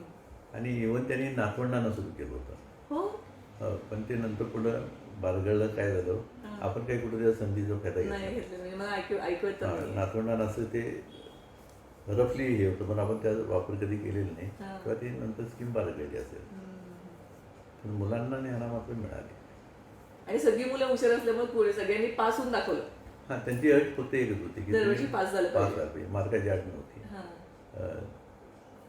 कंटिन्युअस पास व्हायला पाहिजे. नापास झालं तर म्हणजे खरंच कौतुक आहे की स्कॉलरशिप जे शिक्षण फ्री होतं, स्कॉलरशिप तुम्हाला मिळत होती आणि ती स्कॉलरशिप तुम्ही दरवर्षी मिळवत राहिला कारण दरवर्षी पास होत राहिला. नाही, फक्त पासच व्हायचं. त्याला काही मार्काची अट नव्हती. हा. पास होणं. पण पुण्य ही दादांची बरोबर. आयुष्य कष्टात काढलं, तुरुंगात आयुष्य काढलं, स्वातंत्र्यासाठी लढले, मोर्चे काढले, विसापूरसारख्या जेलमध्ये 2 वर्षाचा तुरुंगवास भोगला, कराडच्या तुरुंगामध्ये तुरुंगवास भोगला, कारण त्यांनी ह्याच्या विंगामध्ये पहिला मोर्चा काढला होता. अगदी सुरुवात झाली होती मोर्चाला, म्हणजे 40, 41, 42, तेव्हा माझा जन्मही झाला नव्हता. त्या दरम्यान त्यांनी मोर्चे काढले, त्यात त्यांना अटक झाली होती आणि विसापूर जेलमध्ये पाठवलं होतं. सांगलीच्या मामी म्हणायच्या की इथं जाऊही मुलींना असं जपतात. आमचं ते म्हणले आमचं जावई स्वतः तुरुंगात. बायकोचं काय झालं पण ते काय म्हणतो देशाचा विचार करणारे जावई होते. नाही नाही, त्यांना आवडायचं नाही ते. ते म्हणले तुरुंगात जाऊन बसतात आणि हिनं काय करायचं. मग ते नाही, मामी जाऊन घेऊन आली होती अक्काला. मुलीवर प्रेम असणार. अक्का, भाऊ आणि मी नव्हतोच त्यावेळी. पुढे जाते अच्छा, पुणे त्या अक्का एवढेच. आणि मला नंतरचा जन्म आहे ना, तर त्यावेळी नव्हतं ते. पण मामी असं ते चिडायच्या, पण दादा आले की चपापून बसायच्या. कारण तुरुंगातनं सुटून आले की नाही, दाढी बिडी दादांची वाढलेली. या आठवणी कदाचित ना, आता तुमचा जन्म 46 सालचा ना, तर तुम्हाला म्हणजे स्वातंत्र्य मिळाल्यानंतर म्हणजे 1 वर्षाची तुम्ही असणार स्वातंत्र्य मिळाल्यानंतर शिक्षण तुमचं सगळं स्वातंत्र्यामध्ये झालेलं आहे. पारतंत्र्यामधलं शिक्षण नाहीये. पण कदाचित मला वाटतं पुण्याच्या आत्याकडे आणि काकांकडं या दरम्यानच्या आठवणी असतील की दादा तुरुंगात गेल्यानंतर ते गोळी गलीमध्ये आत्ताबरोबर आले वगैरे. लहान ते पण लहान होते काय? आत्ताकडे असतो आठवणी. 39-40ची ताई, हा. भाऊ 41-42चा. हा. त्याला काय खूप 4-5 छोटे होते, वर्षाचे. खूप छोटे होते. आणि त्यात सांगलीला आणलेली त्याला. तर कालेला ते राहायला होते. अटक झाली म्हटल्यानंतर मामीने ती व्यवस्था केली. म्हणजे घरात काय होतं, मशीन होतं, काय नव्हतं. गाडीवरून तिने आपला आणलं. आणि मला वाटतं त्यावेळी ट्रक वगैरे नसणार आहे, बैलगाडी भरून आणलं. कारण त्या बैलगाडीच वापरायची वाहतुकीसाठी. पण दादाने इतके त्या स्वातंत्र्यासाठी इतके त्याला अर्पण केलं होतं त्यांनी की त्यांना शिक्षा झाल्यानंतर सुद्धा त्यांनी हे केलं आहे की तुमचं एवढे दिवस राहणार. मला नाही, शिक्षा नाही. झाली पण शिक्षा झाल्यानंतर सुद्धा जय भारत माता की जय. विसापूर जेल, आणि तो जेलचा सुद्धा प्रमुख होता का नाही, दादांच्या जवळ फार आत्मीयता त्याला होती. वर्तणूक वागणूक त्यांचं वागणुकीमध्ये दादांचं वेगळे पण होतच काय. वेगळं बनवलं. पण तुमची आणखीन एक घटना तुम्ही आम्हाला सांगितलेली आठवते. तुम्ही 5वीच्या दरम्यान असताना तुम्ही पोहायला जायचा नदीवर आणि पूर आल्यानंतर तुम्ही मुद्दाम त्याच्यामध्ये उडी मारून त्या पुराच्या प्रवाहात तो किस्सा तुम्हाला आठवतो का? नाही, 4थी-5वी दरम्यानची गोष्ट आहे ती. पोहायला तर आम्ही विहिरीवर जायचो नेहमी. विहिरीवर जातो, मुलं वगैरे आम्ही जाणार, ती विहिरीवर जाणार. आणि पावसाळ्यामध्ये काय व्हायचं की नदीला पाणी यायचं. उन्हाळ्यात काय व्हायचं की फक्त एक ढोह होता, तिथंच पाणी असायचं, नाहीतर बाकी संपूर्ण विरळा नदी ही आटलेली असायची. पावसाळ्यामध्ये एकदा पूर येऊन गेला की गढूळ पाणी असायचं, परंतु या किनाऱ्यापासून त्या किनाऱ्यापर्यंत तुम्हाला चालत जाता यायचं. फक्त पाण्याची ओढ एवढी होती की तुम्ही एकदा चालायला लागला की तुम्ही खाली खाली खाली सरकत दुसऱ्या बाजूला जायचं, तिरके चालायला लागायचं, तिरकं जायला लागायचं. पण पाणी सावणे त्यावेळी सुद्धा छाती एवढं, म्हणजे आम्ही लहान असून सुद्धा छाती गळ्या एवढं असायचं. हे पोहायची गरज लागायची नाही. तर सगळ्यांनी आम्ही ठरवलं की काही नाही, पाण्यातून पोहत यायचं. समजा बुडलं तर पाय बुडवाय, म्हणजे पाय म्हणजे उभे टेकून उभं करायचे. राहायचं. नाही तर यायचं. मग कसं यायचं, तर पलीकडे जाऊया म्हणजे आपण नदी ओलांडून पलीकडे जाऊया आणि तिकडून आपण पोहत येऊ. मग ते वाहतं आणि ओढणार पाणी होतं. कशी आम्ही पलीकडच्या बाजूला गेलो. बाजूला गेल्यानंतर आम्हाला हे माहीत होतं की त्यातनं जर पाण्यात पोहायला आपण उतरलो तर ते खाली खाली सरकत जाणार. म्हणून आम्ही चालत आणखी वर गेलो. त्या नदीच्या जिकडून नदी येते त्या बाजूला आम्ही एक फरलांगभर चालत गेलो. 5-6 मुलं होतो आम्ही. साधारण तिरकं तुम्ही आलं तर आपल्या गावापर्यंत पोहोचायला पाहिजे. नाही, हा गाव म्हणजे गाव दिसत होतं. हां. आम्ही जरी तिकडे गेलो का नाही तर गाव तिथलं देऊळ दिसत होतं. तिथे देऊळ होतं, देऊळ दिसत होतं. तर तशी अडचण वाटत नव्हती. फक्त तिरकवीन आपण जिथनं निघालो तिथं जाऊन पोहोचावं. बरोबर. कपडे तिथं ठेवलेले होते, त्या ठिकाणी पोहोचायची. मग जाऊन आम्ही एक दगड गाठला, नदीच्या कडेचा एक दगड गाठला आणि बाकी गढूळ पाणी काही दिसतच नव्हतं पुढं. तर ते प्रत्येकाला ते भिजका वाटलं की उडी टाकू का नको, तू काय टाकू नको. मग कोणतं म्हणले काय झालं, ते म्हणले काय गाड्यातच पाणी आहे म्हणले, काय बुडते का म्हणले त्यामध्ये. फक्त म्हणले बजरंग बली की जे म्हणायचं आणि उडी टाकायची. नाही, उडी टाकायची. आणि उडी टाकायची पद्धत नाही, अशी उंच उडी मारायची आणि गुडघे असे वर धरायचे. म्हणजे पाठीमागून गुडघे, म्हणजे गुडघ्यातनं पाय फोल्ड करायचा आणि पाठीमागं पाय धरायचा. नाही, पाय धरत नव्हतो, हां. फक्त असे दुमडून दुमडायचे. घ्यायचे. सरळ नाही उडी मारायची, हम्म. आणि दुमडून घ्यायचे. आणि मग म्हणलं पुढं पोहत जायचं. हम्म. आणि एवढं जरी पाणी असलं तर पोहता येत होतं. बरोबर. तसं 5-6 जणांपैकी एकानं पहिली उडी मारली. आणि हे कोण मित्र सगळे? सगळे मित्र आमचे नेहमीचे पोहणारे. बरं. बजरंग बली की जय उडी मारली, पण कोणाचा आवाजच दिला. तसं गडबडल्यावर काय झालं, म्हणजे असं असं असं असं काहीतरी मागं वळत नाही, काही नाही. तो तिरका तिरका तिरका तिरका तिरका तिरका तिरका असा गेला. आणि म्हटलं असेल तसं काय पाण्यामुळं असेल. मग 1 झाले, 2 झाले, 3 झाले, 4था मी उडी मारली. आणि मला त्यावेळी खरं कारण कळलं काय होतंय.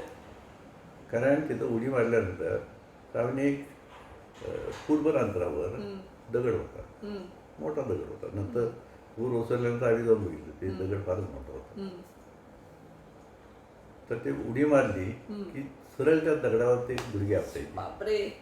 खान ती कड ती डोक्यात जायची की बोलायला सुचायचं नाही. मी कसं बसायचं न बोलता असं गडबड आलो. अशी सगळी आम्ही 6 जण आलो आणि सगळे वाळूवर पडलेले, प्रत्येकाचे गुडघे फुटलेले, रक्त वाहते. माझाही गुडघा फुटला होता. आणि पण पहिले गेले तसं, पण बजरंग बली की जे हे शेवटपर्यंत सगळ्यांनी म्हटलं, तर पुढच्याच काय झालं त्याला माहीतच नव्हतं. आणि पुढचं सांगू शकत नव्हतं, कारण ते पुराच्या पाण्याचा प्रवाह. हा मी सांगू शकलो नाही. हे कळ आल्यानंतर बजरंग बली की जे म्हणून मी उडी मारली, जोरात कळ आली, डोक्यापर्यंत सहन झाली नाही. आणि त्यात पाणी मात्र म्हणजे गडबडीत काही ना काही व्हायला पाहिजे असं करत आणि मग पलीकडच्या किनाऱ्यावर जाऊन सगळे आडवे पडलो आणि मग एकमेकाची जखमा बघत होतो. आणि त्यावेळी लागण्यापेक्षा दुसरं काय की आता घरी कसं सांगायचं. कारण त्यावेळी पद्धत कशी होती, तुम्ही जखमीहून सहानुभूती कोणाची नसायची, तडा काय म्हणायचं अगोदर सांगितलं होतं कोणी उड्या मारायला. हां. तर ते मग काहीतरी बांधूया, आपण फडकी बांधूया, कुठं गोळ्या करून आम्ही फडकी बांधून घरी गेलो, विजारी घातलेली. आणि दुखत असताना चेहरा हसरा करून गेला. पण आठवणी मजेशीर आहेत सगळ्या. आहे, पण त्या त्रासदायी होत्या ना, त्रासदायक होत्या. बाबा वडूजला म्हणजे तुम्ही मागं आपण मागच्या सेशनला बोलताना तुम्ही सांगितलं होतं की स्टेशनरी दुकान होतं आणि तुम्ही भावंड अक्काला म्हणजे दादांना त्यांच्या स्टेशनरी दुकानामध्ये थोडीफार तुमची मदत व्हायची जेव्हा शाळा नसेल तेव्हा. सो या स्टेशनरी दुकानाशिवाय काय काय काय व्यवसाय होते जे दादांनी वडूजमध्ये नाही, स्टेशनरी दुकानाला मदत व्हायची असं आम्ही जे म्हणतो का नाही की इंजिनिअरिंग कॉलेज करेपर्यंत सुद्धा मी करू. बरं. कारण कसं झालं की पहिल्यांदा आपलं दुकान छोटं होतं, ते हळूहळू मोठं झालं. नंतर ते तालुका प्लेस झालं. तालुक्यातले लोक आपल्याकडे येऊन पुस्तक खरेदी करून न्यायचे. बर. म्हणजे कात्र खटाव असो, खटाव असो, हम्म. माण असो, तिकडची जी कडेची गावं होती ना, हम्म. तिथले लोक आपल्याकडे येऊन खरेदी करायचे. बर. त्याला कारण असं होतं की जगताप कारले म्हणून जे प्रकाशक होते ह्याचे सरकारी पुस्तक 2च असायचे. हम्म. बाकी विषय काही नव्हतेच. पहिली, दुसरी, तिसरीपर्यंत नव्हतेच. फक्त भाषा हा विषय होता. पण त्यावेळी सहजगत्या म्हणून इतिहासाचं भूगोल, इतिहासाचं पुस्तक, भूगोलाचं पुस्तक. आता दक्षिण सातारा, उत्तर सातारा, त्यावेळी सातारचे जो आता सांगली जिल्हा आहे तो दक्षिण सातारा होता बर. आणि आपला होता तो उत्तर सातारा होता, वडूदचा. हम्म. आणि सांगली हा दक्षिण सातारा होता. हम्म. आणि दादा इतके फिरलेले होते की त्यांना एकूण एक गोष्ट माहिती होती. पण त्यांनी उत्तर सातारा म्हणून एक पुस्तक लिहिलं, भूगोल. स्वतः लिहिलं. त्यांनी स्वतः लिहिलं. बर. तसं दक्षिण सातारा पुस्तक स्वतः लिहिलं. हे दोन्ही पुस्तकं जगताप कालेने छापली. जगताप काले दादांचे नंतर दोस्त झाले होते. हम्म. आणि त्यांचं संबंध याचं मुख्य कारण असं की दादा शिक्षक झाल्यानंतर त्यांना एक पुढची एक परीक्षा द्यायची होती, हम्म. कंपल्सरी होती. हम्म. त्यामध्ये मानसशास्त्र एक विषय होता हम्म. दादाला. तर मानसशास्त्र शिकताना दादांना तो सोपा वाटला. ते आलेलं पुस्तक बघितलं की हे म्हणजे ह्याच्यापेक्षा जादा चांगलं लिहिता येतं. बर. मग कारल्यांशी ते बोलले की मानसशास्त्र हे दिलेलं आहे पण ह्याच्या चांगलं लिहिता येतं, ह्यात बऱ्याचशा त्रुटी आहेत म्हणले. तर दादाने ते पुस्तक 1 महिन्यात लिहिलं, मानसशास्त्रावर. मानसशास्त्र. ते जगताप कालेंना दाखवलं, ते प्रकाशक. हम्म. त्यांना ते आवडलं. हम्म. आणि त्यावेळी कसं आहे की सरकारी अशी काही नव्हती, तुम्ही छापून विकली तर चालतात. हम्म. तसं ते मानसशास्त्राचं पुस्तक त्यांनी छापलं. हम्म. आणि दादा अजून परीक्षा देतेच ते, म्हणजे अजून परीक्षा दिलेली नव्हती. हम्म. आणि पुढे ते पुस्तक त्या परीक्षेसाठी वापरलं जायला लागलं. सरकारकडून सरकारकडून नाही, परीक्षा देण्यासाठी ते पुस्तक लोक अभ्यासासाठी वापरायला लागले. वापरायला लागले. बर. आणि दादाला त्याचं मानधन मिळायला लागलं. पुस्तकाचं माहिती. हा, दादा गमतीने हेच म्हटले की मी जे पुस्तक लिहिलं त्याचीच परीक्षा देऊन आलो. म्हणजे दादा हे ना बुद्धिमत्तेने एवढे वरच्या थराचे होते बरोबर. की जेही परीक्षा द्यायची त्या पुस्तकाचं परीक्षण करून त्यांनी 2 महिन्यात ते पुस्तक लिहिलं. हम्म. आणि ते पुस्तक चाललं हम्म. त्या ह्याच्यामध्ये. तसं दक्षिण सातारा लिहिलं, उत्तर सातारा पुस्तक लिहिलं.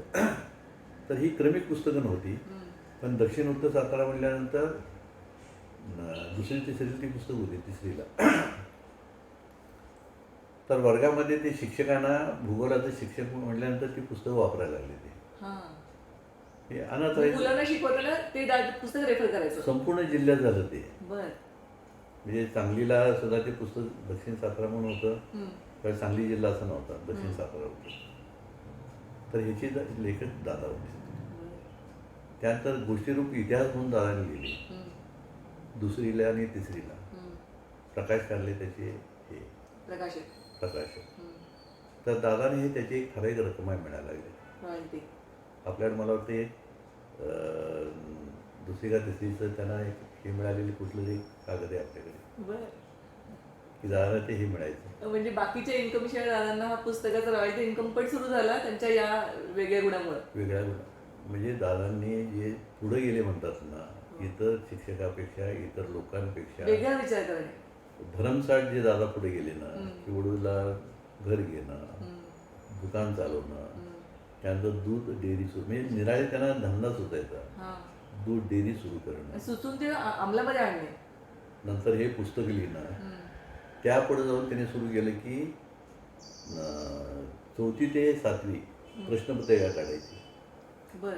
आणि त्या काळात कसं होतं की वर्गातले शिक्षक प्रश्न लिहायचे आणि 7वी व्हायची. हम्म.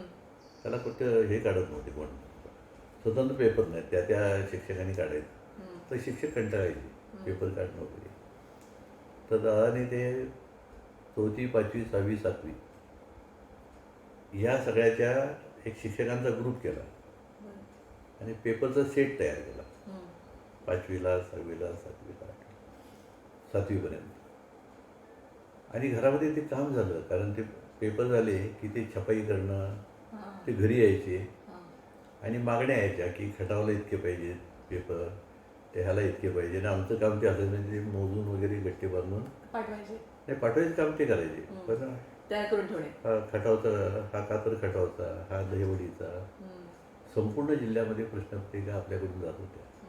म्हणजे आता जर त्या एक एक गोष्टी, आता हे मी जवळजवळ विसरलो होतो, एक एक गोष्टी आठवल्यावर असं कळतं की दादाने जे भव्य निर्माण केलं ना शून्यातून, फक्त कर्तृत्व.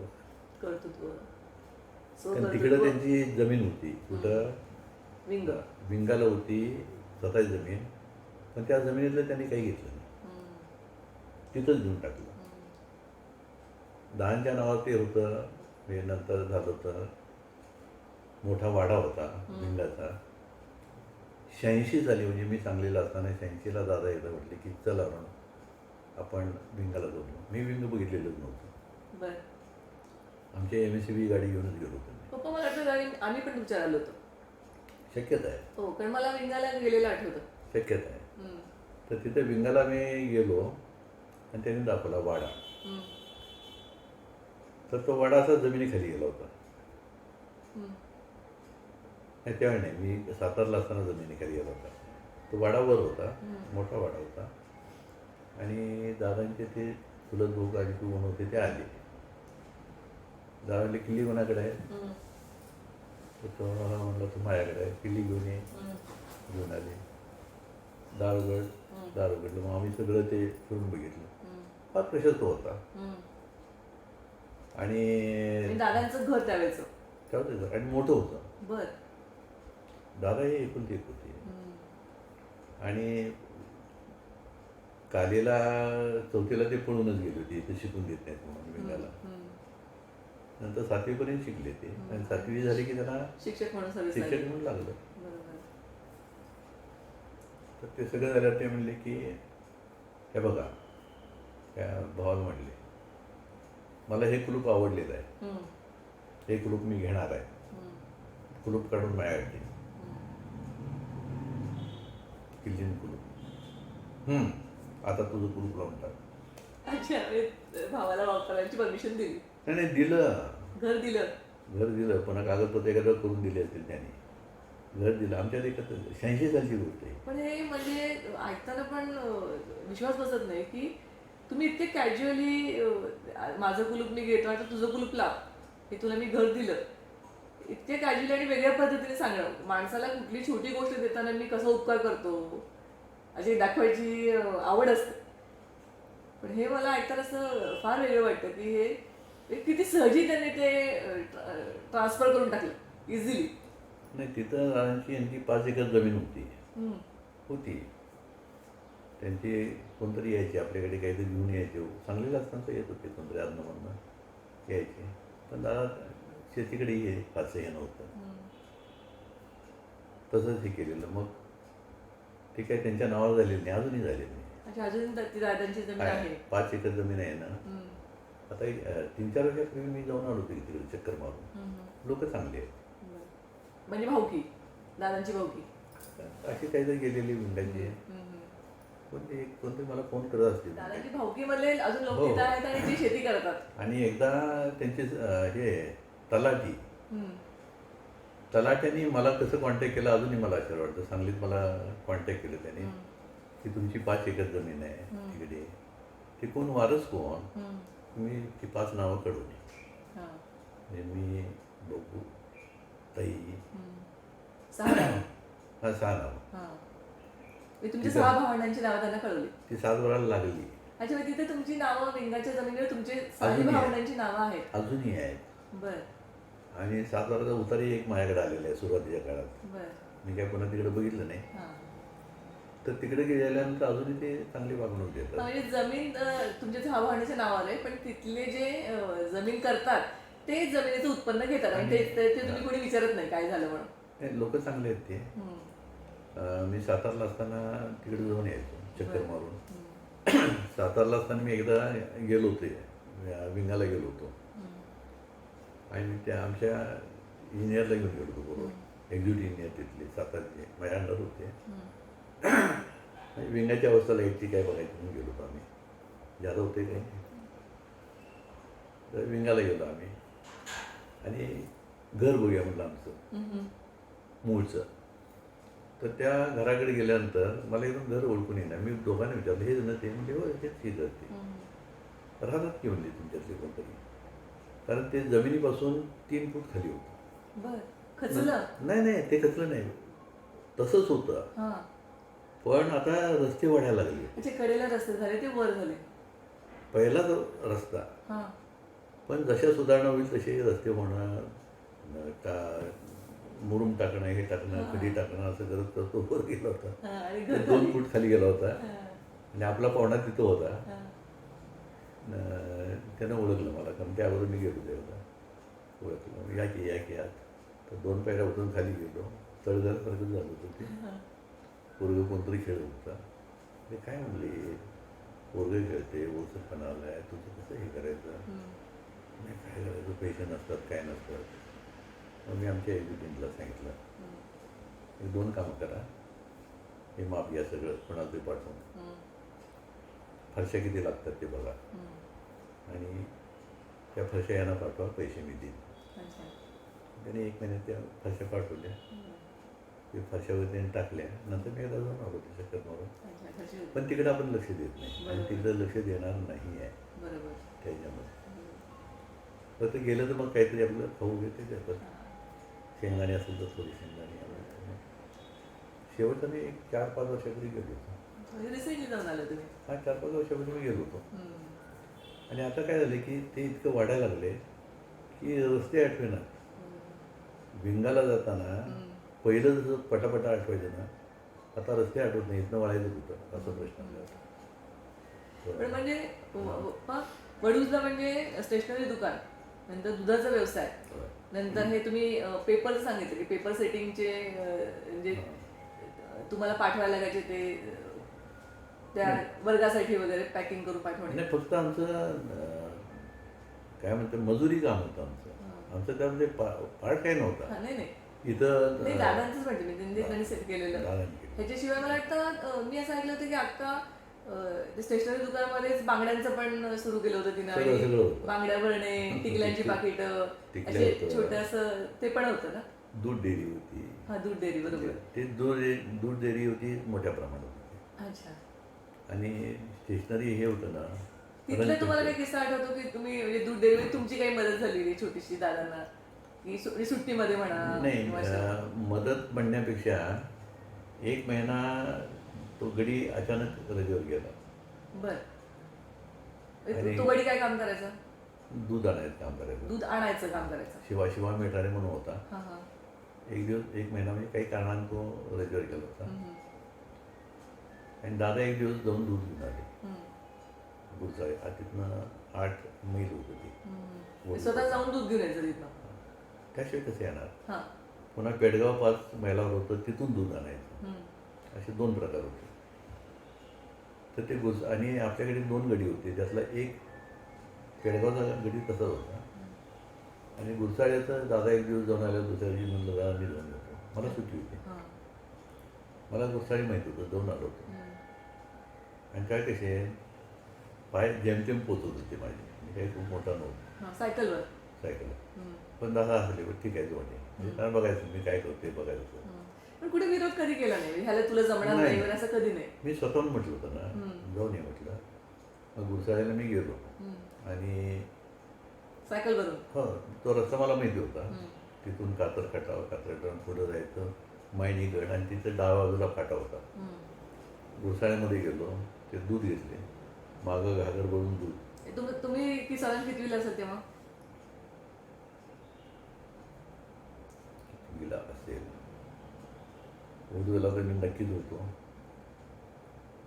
आणि तुमची सायकलवर पाय पुजत नव्हते म्हणलं तुम्ही? छोटं हे होते, नाही पूर्ण टेकत नव्हते, परंतु चालवता नाही असे करून मी चालू शकतो. म्हणजे बोटाशी पूर्ण सरळ पाय ठेवता येत नव्हता, पण हा अच्छा बरं लक्षात आलं. आणि घागर भरून ते घेऊन आलो होतो दूध किटल्या पुढं.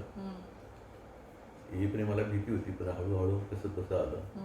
मध्ये मला पहिलं तहान लागली उन्हामुळे. मला म्हणलं दूध आहे की, मग मापं दूध काढलं आणि पिऊन. झाडाखाली एका थांबलो, गार दूध बरं वाटलं. पुन्हा आणखी एक हे पिलं. 5 मिनिटांनी फ्रेश वाटलं, मग वडूपर्यंत पुन्हा आलो. घरी आल्यानं सांगितलं आता दूध पिलं. हसले दादा, हसले, ठीक आहे. तर तो माणूस नंतर आला हां. आणि ती मी पहिली माझी खरेदी झाली शर्टाची आणि पॅन्टची. तर ती 8 आणे त्याला द्यायची. कुणाला म्हणजे माणसाला काम त्या केलं माणसाला 8 आणे द्यायची. हां. तशी अक्काने मला म्हणली तुला तर 8 आणे. अच्छा, अक्काला ते तुम्ही दूध आणलं तिकडनं म्हणून आठवडे दिले. ते जेवढे दिवस आणले का नाही ते 8 अच्छा, आणे. बरोबर. त्यात मी शर्ट आणि पॅन्टचं कापड आणून शिवायला टाकून सगळे शिवायला टाकून वगैरे हां. ते स्वतःच्या कष्टाचे पैसे म्हणजे ते पहिले. पहिले पैसे त्याची सॅलरी तुम्हाला अक्काकडनं मिळाली. आणि मला ते अपेक्षा नव्हती म्हणजे मी ते पण एक प्रोत्साहन द्यायचं एक प्रकार आहे ना, की मुलांनी स्वतःहून जबाबदारी घेऊन एक काम केलेलं आहे, सो त्याला प्रोत्साहन म्हणून थोडे पैसे देणे हे ऍक्च्युली जे खरंच हे न आताच्या. आणि दुसरं दुधाची रतीब घालायचं मी काम करत होतो. एक थालीत दूध. बर. त्यातलं मला आठवतं म्हणजे आमच्या वर्गातला एक जज्जाचा मुलगा होता. त्याच्या घरी मी जायचो दूध घालायला. दूध घालायला पण हे दररोज जायचं नाही, का सुट्टीमध्ये? नाही, काही दिवस काही दिवस. काही दिवस गेलो होतो. हां. तर ते सगळ्यात मोठं गिराईक होतं. बर. तर ते अक्का म्हणले हे गिराईक सांभाळायचं, वेळेवर जायला पाहिजे.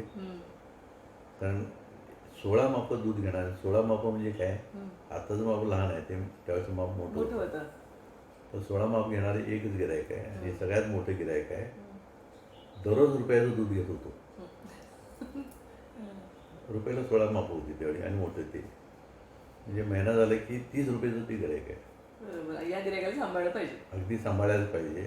मग त्याला स्वतंत्र किटली आणि दुसऱ्या किटलीमध्ये इतर लोक असे करून ते रतीब घालायचे. ते केले काही दिवस म्हणजे कायमचं नव्हतं ते. पण अनुभव वेगळा अनुभव. हा सुट्टीत वगैरे झाला असणार माझ्याकडून ते. दिवस पक्का आठवत नाही. पण तो मुलगा लाजायचा कारण माझ्या वर्गात होता. आणि तिथे गेला असा लाज वाटत. त्या वर्गात त्यानं असं चिडवून वगैरे केलं नाही त्यांना कधी. आणि तो इतका सज्जन होता ते नदीवर पोहायला यायचं. पोहायला म्हणजे काय, आंघोळ करायला यायचं. आणि त्यावेळी कसं ते टावेल यायचं, चड्डी काढायची, टावेल गुंडायचं, दुसरं हे काढायची. तर एकाने चेष्टा केली त्याची. त्यानं टावेल गुंडाळल्यावर त्यानं फटकन त्याचा टावेल काढला आणि पळून गेला. बापरे. हां. तो असा. तर तो त्याला शिवाय द्यायच्या होत्या. तर त्याला शिवाय देता येईना. तो म्हणला एवढा मोठा झाला तुला अजून कळत नाही, एवढा मोठा झाला तुला कळत नाही. या 2 वाक्याशिवाय तो शेवटपर्यंत दुसरं काही बोलला. म्हणजे सुसंस्कृत घरातला मुलगा होता की त्याला शिवाय येतच नव्हत्या. त्यानं 5-10 मिनटं मग त्याने परत आम्ही त्याला टावेल दिला माघारी. आणि एवढं एकच वाक्य तो बरोबर, एवढा मोठा झाला कळत नाही, एवढा मोठा झाला.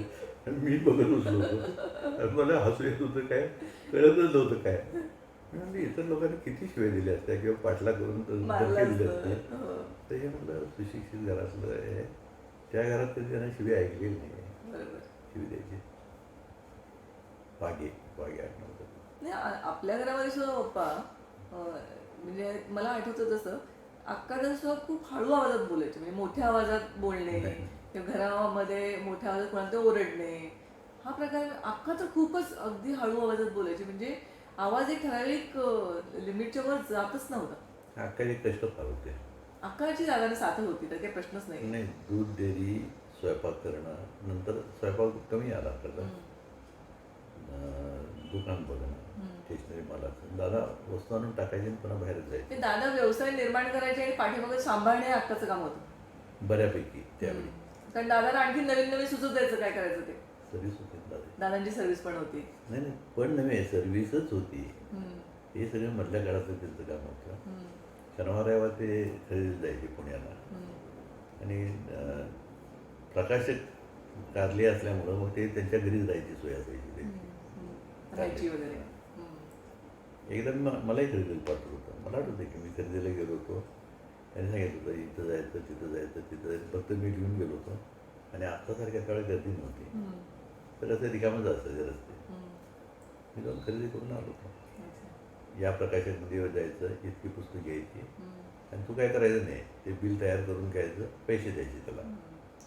आणि हे दिलं की बिल फक्त घेऊन ये, हे सगळं बांधून ट्रक वगैरे पाठवून द्यायचं. नकळत हे तुम्हाला बाळकडून मिळाल्यासारखं की व्यवहारामध्ये कसं वागायचं किंवा व्यवहार कसा करायचा ते खूप लहानपणापासून कळलं गेलं पण ना. मला आश्चर्य वाटतं म्हणजे जबाबदारी दादा ताकद होते.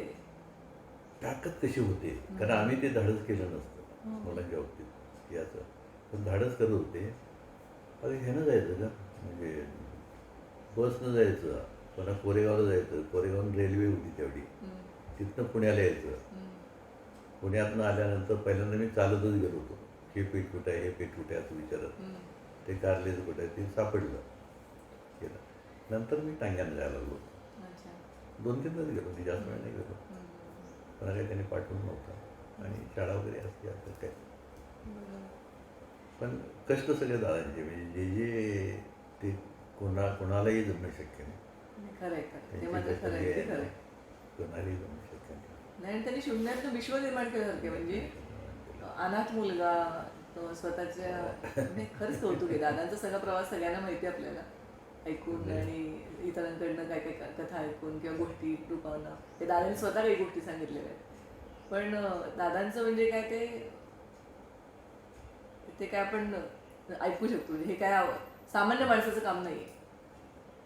नाही सामान्य नाहीच आहे का म्हणजे धनगराचा मुलगा दत्तक आणणं ही चेष्टा नव्हती हो त्यावेळी. सत्याने काकांना ना. आणि अक्कासारखी म्हणजे ह्यात वावरलेले पण अक्काला दबवून त्याने आणलं पण अक्काने ते मान्य केलं. म्हणजे अक्काची साथ दादांना प्रत्येक गोष्टीत होती. नाही हे समाजकारणच होतं बाकी काही नव्हतं दादांचं समाजकारण होतं. त्यातनं प्लेची साथ म्हणल्यावर नंतर एक 4-5 लोक म्हणून तिथं गेले कालीला काली काय काळीची वाडी तिथे गेले आणि तिथे हे लेख साथीने सगळे गेलेलेच होते. त्या घरामध्ये सत्यवान होता आणि त्याची एक बहीण होती दोघंच. तर त्यावेळेस सत्यान दादानं म्हटलं की मला घेऊन चला तर का मला वीक घालून मारतील.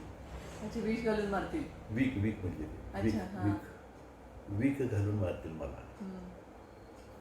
त्या मुलीला कुठल्या तरी पाहुण्यानं सांभाळलं वाटतं. हां. 2 मुली होत्या होती सत्यावान काका आणि 2 मुली असे आणलेलं मला. आणि 2 मुली मला आठवत नाही एक मुलीबद्दल ऐकलं होतं मी बरं. आणि सत्यवानला दादा घेऊन आले.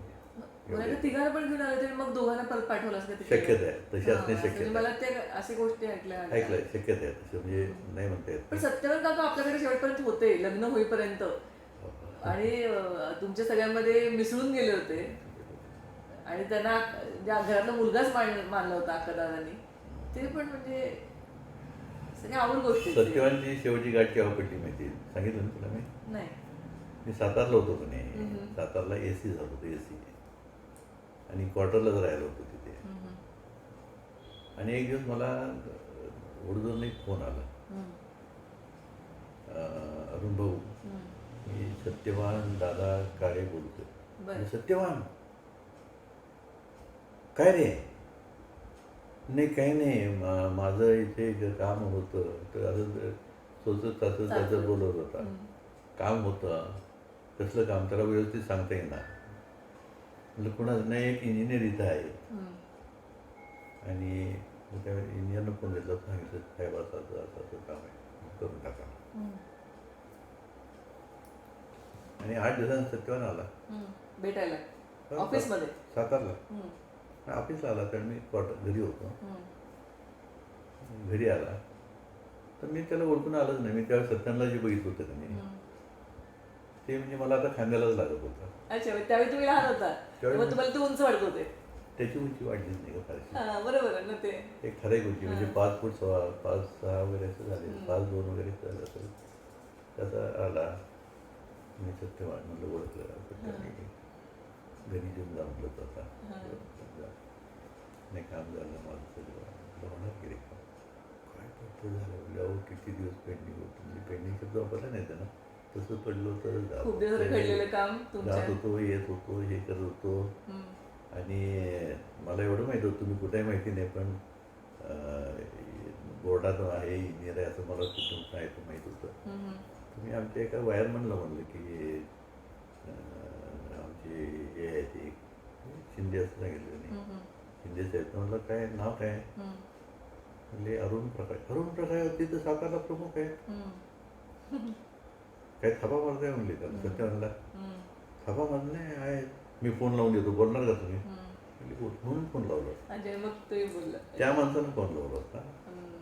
तर त्यांचं काम झालं पण ती शेवटचीच गाठ केली. म्हणजे पुन्हा त्यानंतर भेट झाली नाही. नाही गाठ झाली नाही म्हणजे काय मी 2-3दा ठरवलं सत्यावर तो काय एवढील राहायला गेला होता. हम्म. मी वडूला होता. हम्म.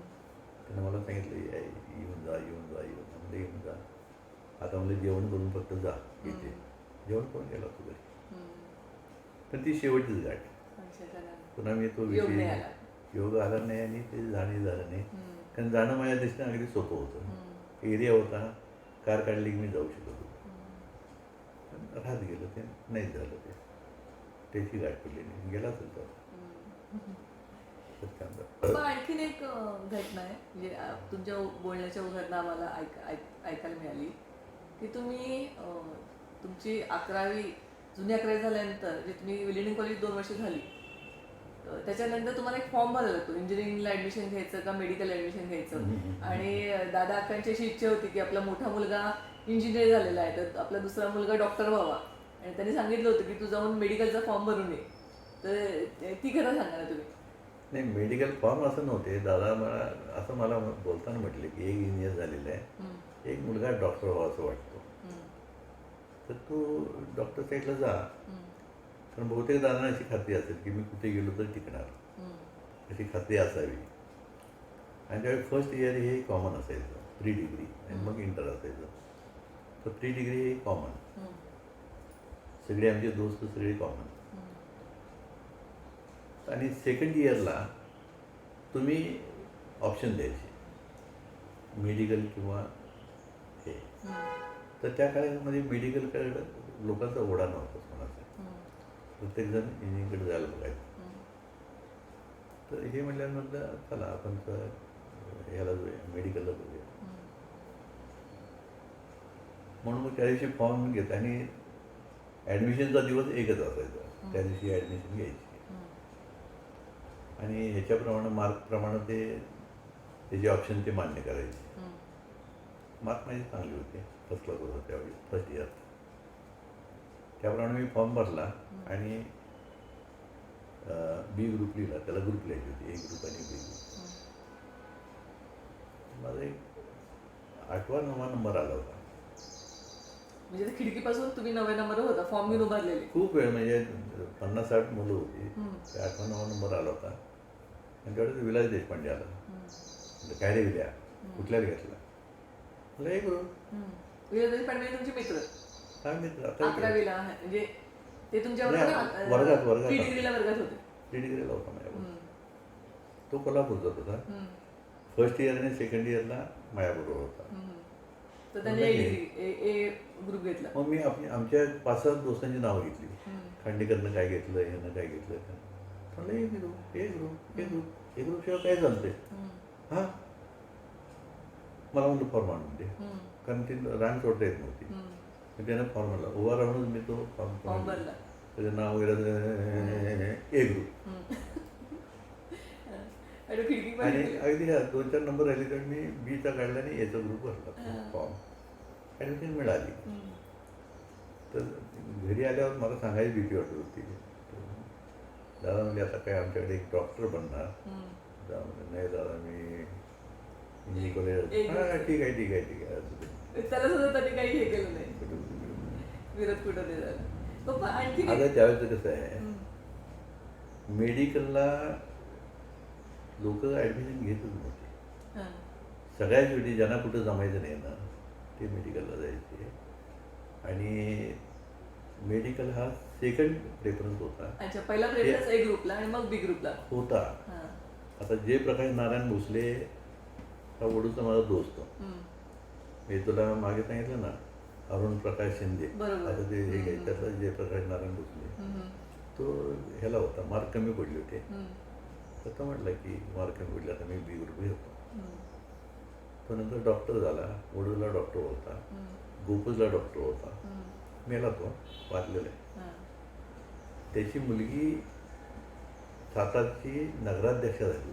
त्यात मुलगी नव्हे, त्याची बायको नगराध्यक्ष. म्हणजे असा तो वर गेला होता. आणि गोकुळला चांगल्यापैकी डॉक्टर होता, नावाजले डॉक्टर. तो बी ग्रुपमध्ये झाला होता. पण माहिती गाठ पडली नाही. एक्सपायर्ड एवढं मला कळलं. मध्यंतरी गेला होता बरं. प्रकाश नारायण बसू. आणखी एक वडूची आठवण बाबा तुम्ही आम्हाला सांगितली की तुम्ही अभ्यासासाठीची वेगळी काहीतरी कॉर्नरला करून तुम्ही अभ्यासाला बसला होता. ते पुन्हा एकदा सांगा ना. नाही तो काय होता, कितवीला होता ते सांगा पहिल्यांदा आणि मग साधारण म्हणजे तुम्हाला आठवत आहे का कितवीला असाल तुम्ही? नाही आता अंदाजे मला आठवू शकतो. म्हणजे मी संस्कृत अभ्यास करत होतो त्यावेळी. आणि संस्कृत हा विषय 7वीपर्यंत नव्हता. हा म्हणजे तुम्ही 8वीला असणार. 8वीला असण्याची शक्यता आहे. बरं. 8वीलाच असणार आहे. आपलं वडूचं जे दुकान होतं ते पुस्तकाचं दुकान, त्यामध्ये आता वर्णन मला जादा करता येणार नाही. एल आकाराचं हे होतं आपले शोकेस, एल आकाराची. म्हणजे दोन्ही बाजूनं खरेदी करता यायचं. एलच्या दोन्ही बाजूनं आतल्या बाजूला आपलं दुकान. तर जिथं एल भाग होता तिकडचे दरवाजे बंद असायचे, खरेदी करता यायची. एल बंद असायचे. मला शांतपणे अभ्यास करायची जागा पाहिजे होती. पहाटे उठणार मी 5ला आणि संस्कृतचा अभ्यास करायचा होता मला. तर तिथे मी एक लाकडी फळी आणली आणि टाक टाक टाक टाक तोडून त्याच्याची वेळी मारून ती छोटी खुली केली मी तयार. घरामध्येच केली. नाही, मला दुकानामध्ये दुकानामध्ये. कारण दुकानचं जे विक्रीचं कपाट होतं ना ते आणि दरवाजा ह्याच्यामध्ये माझी खुली तयार झाली. एलचा छोटा एल आणि मोठ्या एलला लोक येत होते, घेत होते. मला अजून आश्चर्य वाटते की दादा मला कुठं अडवलं नाही. तुम्ही हे करताय तर त्यांनी कुठेही विरोध केला नाही? अडवलं नाही. मी पहाटे उठून अभ्यास करायचे, केव्हा तर येऊन बघायचे ते. त्या खोलीमध्ये बसून तुम्ही अभ्यास करायचा? हां. जम्बूकला आणि पक्वानी पतंती विमले गेले तानी मध्यानं कादंती गेलं मध्ये ज्याला गोलोकेशन कया वगैरे असं जे संस्कृतीचे श्लोक असायचे मोठमोठ्यानं असं म्हणत होतं तिथे. पण एक तो धक्कादायक मला भाग हल्ली वाटतो. म्हणजे त्यानंतर खूप वर्षांनी मला वाटलं की मी म्हणलं बसून दिलं नसतं.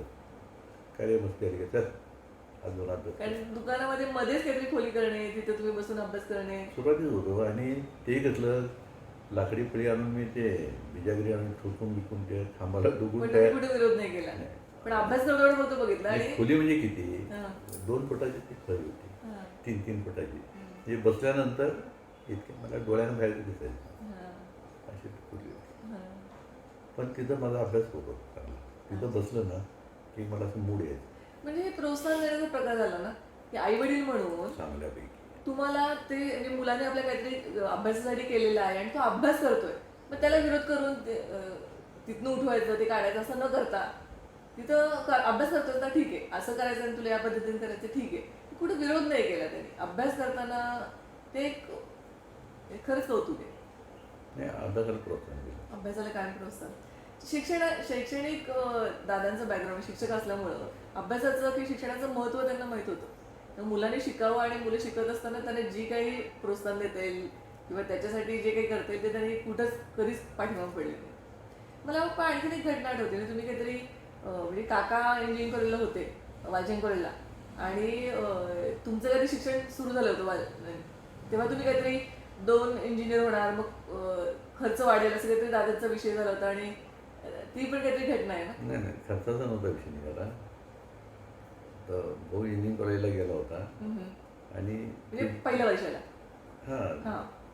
आणि झेपणार नाही असं वाटलं होतं. म्हणजे ते म्हणजे खर्च झेपणार नाही, कोणतरी बघायला पाहिजे, दुकान बघायला पाहिजे. तेव्हा ती स्कॉलरशिप नव्हती का स्वातंत्र्य सैनिकाची? अरे कारण मी ह्याला कुठे गेलो होतो. नाही म्हणजे काकांसाठी नव्हती का? जसं तुम्हाला स्कॉलरशिपचा उपयोग झाला नाही नव्हती. तेव्हा त्यांनी डिक्लेअर केलं नव्हतं मी 11वीला गेल्यानंतर? दादा मला हेच म्हटले की अरुणच पहिला स्कॉलरशिप घेणारा. तुम्ही 11वीला गेल्यानंतर ती स्कॉलरशिप त्या दरम्यान डिक्लेअर झाली, तुम्ही त्याचा पहिल्यांदा उपभोग घेतला. विलिंग्डन कॉलेजला असताना पहिल्या वर्षीच स्कॉलरशिप मिळाली. ते स्टार्टिंग पिरियड होता. आणि काका तुमच्यापेक्षा 4 वर्षांनी मोठे ना? नाही, त्याला नव्हती मिळाली. म्हणजे काका तुमच्यापेक्षा 4 वर्षांनी मोठे ना? 4 नाही, ज्यादा 5 वर्ष. होय का? 41 म्हणजे तुम्ही 11वी म्हणलं तर 11वी 45 सालचा होतो. 41 सालचा होतो. हां म्हणजे तुम्ही पप्पा 11वी नंतर तुमचं ते विलिंग्डन कॉलेजची 2 वर्ष आणि इंजिनिअरिंग कॉलेजची 2 वर्ष म्हणजे नाही नाही, म्हणजे मी तुम्हाला म्हणते हो की 5 वर्ष आपण जर कव्हर करायची म्हणली तर ही स्कॉलरशिप जेव्हा झाली तेव्हा काका लास्ट इयरला असणार इंजिनिअरिंगच्या. इंजिनिअरिंग कॉलेज तुमची 3 वर्ष असतात ना? इंजिनिअरिंग कॉलेज 3 वर्ष. आणि तुम्ही 11वीला असताना स्कॉलरशिप सुरू झाली म्हणजे तुमची 11 11वी. नाही, ह्याला विलियम कॉलेजला सुरू झाली. अच्छा. प्री डिग्रीला प्री होती. डिग्रीला म्हणजे प्री डिग्रीची 2 वर्ष आणि इंजिनिअरिंगची 3 वर्ष. आणि काकांना स्कॉलरशिप घेताच नाही आली. तुम्ही जेव्हा 11वीला गेला तेव्हा ती स्कॉलरशिप सुरू झाली. म्हणून काका इंजिनिअरिंग कॉलेजला असताना दादा म्हणत होतं की आपल्याला थोडा खर्च जास्त होता आणि तेव्हा तुम्हाला वाटलं की तुम्ही ते म्हणत होता ना की शिक्षणासाठी तुम्ही म्हणला होतात की मी शिक्षण बंद करतो आणि मी दुकान चालवतो असं तुम्ही काहीतरी ते सांगा ना काय झालं होतं ते. नाही पण दादाने ते मान्य नव्हतं. नाही पण काय झालं होतं ते. नाही तसं दोनदा घडलेलं आहे. हम्म. एकदा 10वी झालं त्यावेळी मी शाळा सोडून वडूदला जॉईन झालो होतो हम्म. त्यावेळी. हम्म. आणि वडूदमध्ये दुकान बघतो मी पुढं करेन असं घरी. हम्म. त्यावेळेस दादांना पसंत पडलं नव्हतं. त्यांनी तुम्हाला म्हणजे तिथे ऍडमिशन 7ला घ्यायला लावलं 11वीला. पुन्हा सातारला गेलो होतो 11वीचं होतं. आणि ह्यावेळेस आम्ही विषय काढल्यावर दादांनी नाही म्हणता येईल. तुम्ही काय म्हणलं होतं की मी दुकान बघतो आणि भाऊचं शिक्षण कम्प्लीट हा होते. कोणी शिक्षण होऊ द्या, मी दुकान नाही. तो हुशार आहे, शिकतो, हे बरोबर आहे. हुशार नसतात तर ठीक आहे. म्हणजे हे जास्त मला बोलले नाहीत. अक्कादांची ही चर्चा आहे. हा हुशार नसतात तर ठीक आहे, परंतु हुशार आहे ना, शिकेपर्यंत त्यांनी शिकलो पाहिजे. म्हणजे कुठेही आर्थिक अडचण आली तर मला वाटतं दादा तरी किती म्हणे मी स्वतःला विकेन पण मुलांचं शिक्षण थांबवणार नाही.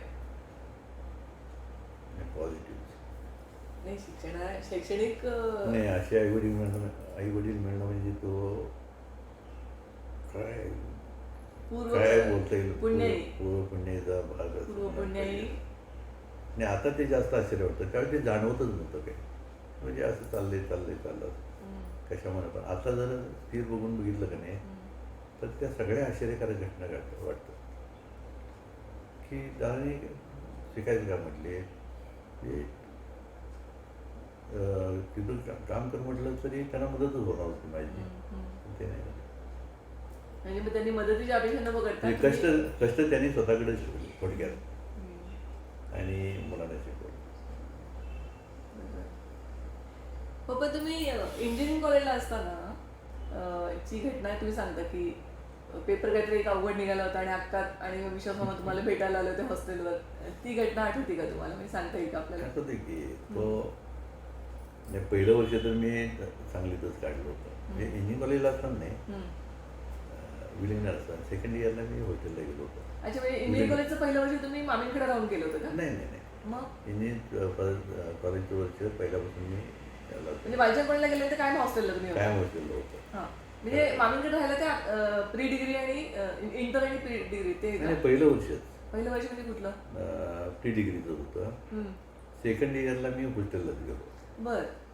म्हणजे विलिंग कॉलेजचं पहिलं वर्ष तुम्ही मामींकडे राहून गेलं. ते आम्ही जाऊन येऊन करायचो. जे वसंत गवळी गल्लीतनं.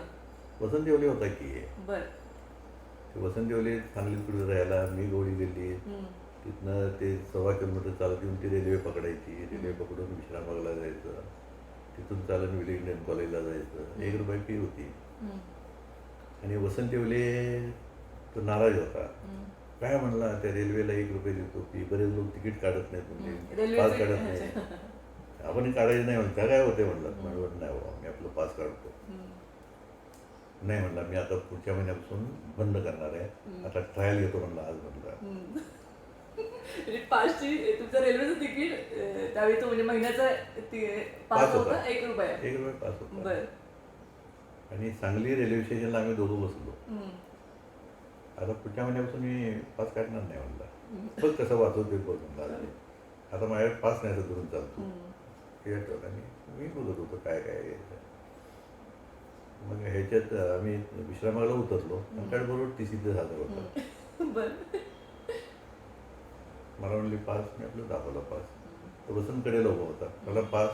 त्याला काय वाटलं पण त्यानं पळायला सुरुवात केली. दन दन दन दन. त्या TCने त्याला पाठलाग करून पकडला कॉलेजजवळ. दंडभर. नाही म्हटलं पास आहे की माझ्याकडे, पास दाखवलं. मग तू का पळत सुटला. नाही मला वर्गात वेळ झाला म्हणून पळत सुटतो. नंतर मी गाठ पडलं, म्हटलं का पडाला? प्रॅक्टिस करत होतो म्हणलं. नाही म्हणलं, पास काढलेलाच बरा. पळता येणार नाही. पळते. पळता येत नाही. हा वसंत होते. हो. परवा येऊन गेला, इथं घरी येऊन गेला. येऊन गेले काय? मग ते वालचंद कॉलेजला असताना तुम्ही घडला ना की तुम्हाला कुठला पेपर आवड गेला होता? हा, तो एमेंडस होता पेपर. हे कुठल्या पहिल्या वर्षाचं? नाही, सेकंड इयर होतं. सेकंड इयरला होतं. पेपर खूप कठीण गेला आणि त्या गोष्टी आम्हाला घटना तुला मागं सांगितली ते 35ला पासिंग असायचं आणि सरासरी 45% पडलं तरच पास म्हणायचं. अच्छा, म्हणजे विषयामध्ये 35 पडले की पास? सगळे पास. आणि ओव्हरऑल ॲग्रिगेट तुम्हाला 45% अबव पडले तर तुम्ही ते वर्ष पास झाला? तर ते आम्हाला सुरुवातीलाच ती घटना म्हणली. आमचा गुळीलीला कुलकर्णी सगळ्या विषयामध्ये पास होता. 35, 36, 38 असे मार्क, पण सरासरीमध्ये 41% म्हणून तो नापास. म्हणजे सगळे पास पण नापास अशी पहिली केस. त्यामुळे आम्ही दडपण असायचं म्हणजे छातीवर. तर हा एमेंडचा पेपरला आला आणि कठीण होता, फार कठीण होता. आणि तो मला जाणवत होतं की त्रास होतोय, जमत नाही असं वाटलं. शेवटी पेपर घेऊन आलो आणि म्हणलं काय पास होण्याची शक्यता नाही. तशी बरीच मुलांना तशी अवस्था आली होती.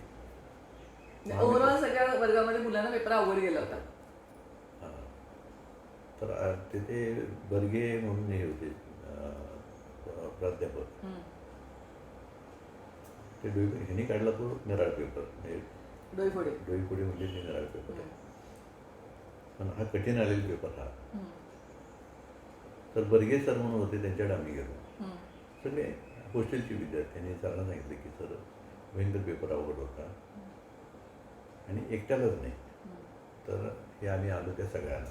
मी त्यामध्ये होतो आणि राहायला हॉस्टेलला. त्याने एकदा बघितलं आता ट्राय नेक्स्ट इयर म्हणजे आम्ही शून्य झालो. मला वाटलं काहीतरी त्यात मार्क काढतील. आम्ही मार्क आलो आणि ही बातमी गोडीगल्लीत गेली, कारण गोडीगल्लीतले कोण होते आणि मामा आणि मग अक्का दोघेही सकाळी 8:30-9 वाजता झाले हॉस्टेलवर. आणि अरुण काळजी करायची गरज नाही. तुम्ही तेव्हा हॉस्टेलवर होता? होते. नाही, मी त्यावेळी ह्याला गेलो होतो, नाश्ता करायला गेलो होतो. अच्छा, सकाळी माघारी आल्यावर. माझं परीक्षेची पद्धत कशी होती की सकाळी नाश्ता करायचा, 10ला माघारी यायचं, नाश्ता करून 4 गाणी ऐकायची. अभ्यासाचा आदल्या रात्री करायचा. रात्री मी जागत होतो, बऱ्यापैकी पूर्ण करायचा. सकाळी उठले की आंघोळ करणे आणि नाश्त्याला जाणे आणि 4 गाणी ऐकणे. नाश्ता सेंटरवर गाणी लागायची का? कॅन्टीन आमचं कॅन्टीन होतं कॉलेजचं. College canteen. गाणी आणि 2-3 होते आम्ही तशी. पण बाकी ड्रॉप घेणार होते, मी फक्त ड्रॉप न घेणार. तर तशी गाणी ऐकली आणि माघारी आलो आणि 10 वाजता पेपरला जायचं. सकाळी शक्यतो मी अभ्यास करत नव्हतो, रात्री सगळा अभ्यास पूर्ण जागरण करून. तर घरी आले तर हे दोघं हजर होते. हॉस्टेलवर परत आले तर रूमवर हे दोघे हजर होते. मामा आणि किशोर मामा आणि अक्का पार्टनर होतात. मला म्हणजे अजून पेपर केले अवघड, म्हणजे सगळ्यांना अवघड गेलेलं आहे. काही परीक्षे आपल्याला गरज नाही. अक्का म्हणाली हां सर, काही गरज नाही. चल तू आता घरी जाऊया. घरी का? म्हणजे मला पेपरला जायची. नाही, परीक्षेची गरज नाही म्हणजे आपल्याला. आता मला ते आठवतं की केवढा आधार देत होते ते. बरोबर. म्हणजे शरीरावर, म्हणजे डोक्यावर कुठं प्रेशरच नव्हतं. उलट मला हे म्हणल्यानंतरचा उत्साह आला की नाही, म्हणला का परीक्षेला मी जाणार आहे. कालचं अवघड गेलेलं आहे, नापास होण्याचं शक्यता आहे, पण मी परीक्षेला जाणार आहे. आजचा पेपर मी देणार आहे. त्याला मला 80 मार्क आहेत. इलेक्टेड होतं त्या दिवशी इलेक्टेड होतं. आणि दुसरा इलेक्ट्रिक 1-2 हे माझे आवडते विषय होते. 80-85. आणि जो कठीण गेला म्हटलं का नाही, त्यावेळी युनिव्हर्सिटीने एक नवीन काहीतरी रूल काढला होता. याची रूल का असं काही नाव त्यांनी दिलं होतं. अशोक हरणे हा आमच्यातला युनिव्हर्सिटीचा पहिला आलेला, त्याला त्या विषयामध्ये 41 मार्क पडले. तो युनिव्हर्सिटी पहिला आला होता. आणि मला कधी 34-33 पडले ते मार्क, 1-2 मार्कांना. पण तो कुठला तर रूल निघाला होता की त्याप्रमाणे 3 मार्क 4 मार्क देत, 5 मार्क देता येत होते मला. मला 2 मार्काचा फायदा मिळाला हम्म. आणि पास म्हणून डिक्लेअर झालं. अच्छा. पण म्हणजे तुम्ही तो एमेंडच होता तो हां. पेपर. पण मग तुम्ही तो नेक्स्ट डोळे पुढे जातो दुसरा पेपर ते ते नाही, नाही पण या राहिलं. केसमध्ये अक्कानं आणि विशालने सांगितल्यानंतर तुम्ही आता आवड गेलेला पेपर पुढचा पेपर नको द्यायला असा डिसिजन नाही घेतला ते चांगलं झालं ना. पण नाही, पुढचा मला ते- पेपर दिल्यामुळं नाही डिसिजन घेतला नाही म्हणण्यापेक्षा हा डोक्यात माझ्या विषयच नव्हता कधी. की अवघड पेपर गेला पण पुढचा परीक्षा कम्प्लीट करायची. तो माझ्या डोळ्यापुढे होता हम्म. की अवघड गेलेला आहे हम्म. तो परीक्षा कम्प्लीट करायची. हम्म. पण ते आणि अवघड सगळ्यांना गेलं हे मला माहीत होतं. हम्म. बाहेर आल्यावर मी चर्चा केली की नाही हम्म. तर सगळ्यांना अवघड गेल्यानंतर युनिव्हर्सिटी काहीतरी सिंपती दाखवेल. बरोबर आणि ती दाखवली नाही त्यांनी तो नियमच काढला आहे नियम काढला. हम्म. की एक विषयामध्ये जरा कमी असतील तर एवढे ग्रेस पण लोक मार्क मला कधी कधी वाटतं म्हणजे मी आत्ता विचार आणि करते त्यावर्षी सुरू झालं. त्यावेळी नाही पण मी आत्ता विचार करतोय तुम्ही सांगितल्यानंतर माझ्या डोक्यामध्ये एक विचार आला की म्हणजे तो पेपर अवघड गेला. आता तुमच्या वेळी कसं होतं की एटी हा प्रकार नव्हता नाही नाही की तुम्ही वर्षाच्या शेवटी परीक्षा व्हायची सगळ्या विषयामध्ये पास झाला तर पास आणि मग पुढच्या वर्गात जायचं. तुम्हाला एक पेपर अवघड गेला होता एवढा अवघड गेला होता की असं वाटत होतं की पेपरमध्ये नापास होण्याची शक्यता जास्त आहे. एवढं माहीत असताना तुम्ही पुढचा पेपर दिला आणि तो ऍक्च्युअली योग्य डिसिजन होता. कारण तुम्हाला काही तेव्हा माहित नव्हतं की असा रूल निघणार आहे. तुम्ही जे आता म्हणाल की युनिव्हर्सिटीने रूल काढला तो माहित नव्हता आणि तसं जर झालं असतं तर तुमच्या स्कॉलरशिपमध्ये खंड पडला असता. कारण प्रत्येक वर्षी पास होणं हे तुमच्या स्कॉलरशिपची कंडिशन होती आणि तुम्ही ती मला असं वाटतं की दुसऱ्या दिवशीचा पेपर जे आत्ताचा तुम्हाला मॉरल सपोर्ट ऑब्व्हियसली होताच. कारण जेव्हा तुम्हाला आई येऊन सांगते की पेपर तुला आवड गेला आहे पुढचे पेपर द्यायची गरज नाहीये तुला घरातलं कुठले प्रेशर नाहीये तेव्हा तुमचं प्रेशर कमी झालं डोक्यावरचं. तेव्हा पुढचा पेपर तुम्ही निर्धारपणे देऊ शकला की ह्या पेपरला काही झालं तरी माझ्या अक्काची तिला माहिती आहे आणि कुठून राबवणं मिळणार नाहीये तर पुढचा पेपर तुम्ही दिलात. पण हे डिसिजन तुमचा त्यावेळेस बरोबरच होता कारण तो डिसिजन तुम्ही घेतल्यामुळं परीक्षा पूर्ण झाली. हां नाही तो डिसिजन म्हणते पण डिसिजन हा मला प्रकार वाटलाच नाही कारण माझ्या डोक्यात तो विषय आलाच नाही. अच्छा म्हणजे पेपर द्यायचा नाही विषय कुठे नव्हताच परीक्षा पूर्ण द्यायची. कधीच नव्हता कारण आता ती लॉबी जी होती की नाही म्हणजे नेहमीच्या मी वागण्यात कुठं खंड केला नाही. कारण सकाळी उठून आवरून परीक्षेच्या दिवशी 2 तास तिथं गाडी ऐकणे 1-1.5 तास नाश्ता करायचा 1 तास कॅन्टीन करायचा माघारी यायचं अभ्यास करायचा नाही सकाळी आणि पुस्तक आपले पेन वगैरे घेऊन परीक्षेला जायचं. सगळं जवळजवळ होतं ना पण ते. तुमच्यावर असे काही विद्यार्थी होते ज्यांनी हा पेपर आवड गेला पण पुढचा पेपर दिला नाही. ड्रॉप आमची ती हे होती ना माझी लाईन हां. त्यामध्ये 6 मुलांनी ड्रॉप घेतले. मग हा डिसिजन सांगा पप्पा त्यांनी तो पेपर अवघड गेला म्हणून पुढचा पेपर दिलाच नाही. पण त्याच्यामुळे त्यांना हा युनिव्हर्सिटीचा जो रूल लागू झाला तो त्यांना लागू झाला नाही कारण त्यांनी पुढचा पेपर न दिल्यामुळे त्यांचे 2 पेपर राहिले ना. हा नियम एका विषयासाठी लागू होता. म्हणजे पुढचा पेपर देणं गरजेचं होतं की ज्या मुलांनी पुढचा पेपर योग्य पद्धतीने दिला त्यांनाच हा पेपर नापास झाले तरी पण तो ग्रेस मार्क 2 काय असतील ते मिळून पास होऊ शकले. पण तो डिसिजन म्हणजे तुम्ही अनावधानाने घेतलेला डिसिजन असू की तुम्हाला परीक्षा पूर्ण करायची एक पद्धत तुम्हाला होती की घरामध्ये कुठेही मागा हटायचं नाही. अवघड जरी गेला पेपर तरी पुढचा पेपर देऊन परीक्षा पूर्ण करणं हे सुद्धा डिसिजन म्हणायला लागेल ना. परीक्षेतनं माघारी यायचा हा डोक्यात विषय कधी आलाच नाही. पण तुमच्यावरच्या बॅचमध्ये बाकीच्या मुलांनी केलं असं म्हणणार तुम्ही ड्रॉप म्हणजे तसं विचार करायला मुलं तुमच्याकडे नाही होतच ना. त्यावेळेस ड्रॉप येणार लोक होते की हां. पण हा विषय माझ्या डोक्यात आला नाही. हम्म. आपली आर्थिक अवस्था ही माझ्या डोळ्यात होती. हम्म.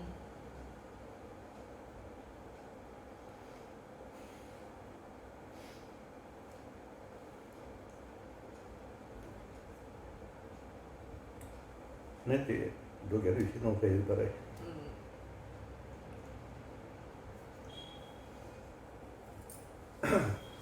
नाही पण होते म्हणजे कारण माझा आपल्या आता नंतर माझा रूम पार्टनर जो झाला की नाही हम्म. रूम पार्टनर तो आता बेरी होता ना प्रमोद बेरी हम्म. तो युनिव्हर्सिटी फर्स्ट आला होता हम्म. म्हणजे सेकंड इयरला आणि थर्ड इयरला मला त्याने एक माहिती सांगितली की अरुण एक कल्पना देऊन ठेवतो मी की इकॉनॉमिक्सचा पेपर आहे हम्म.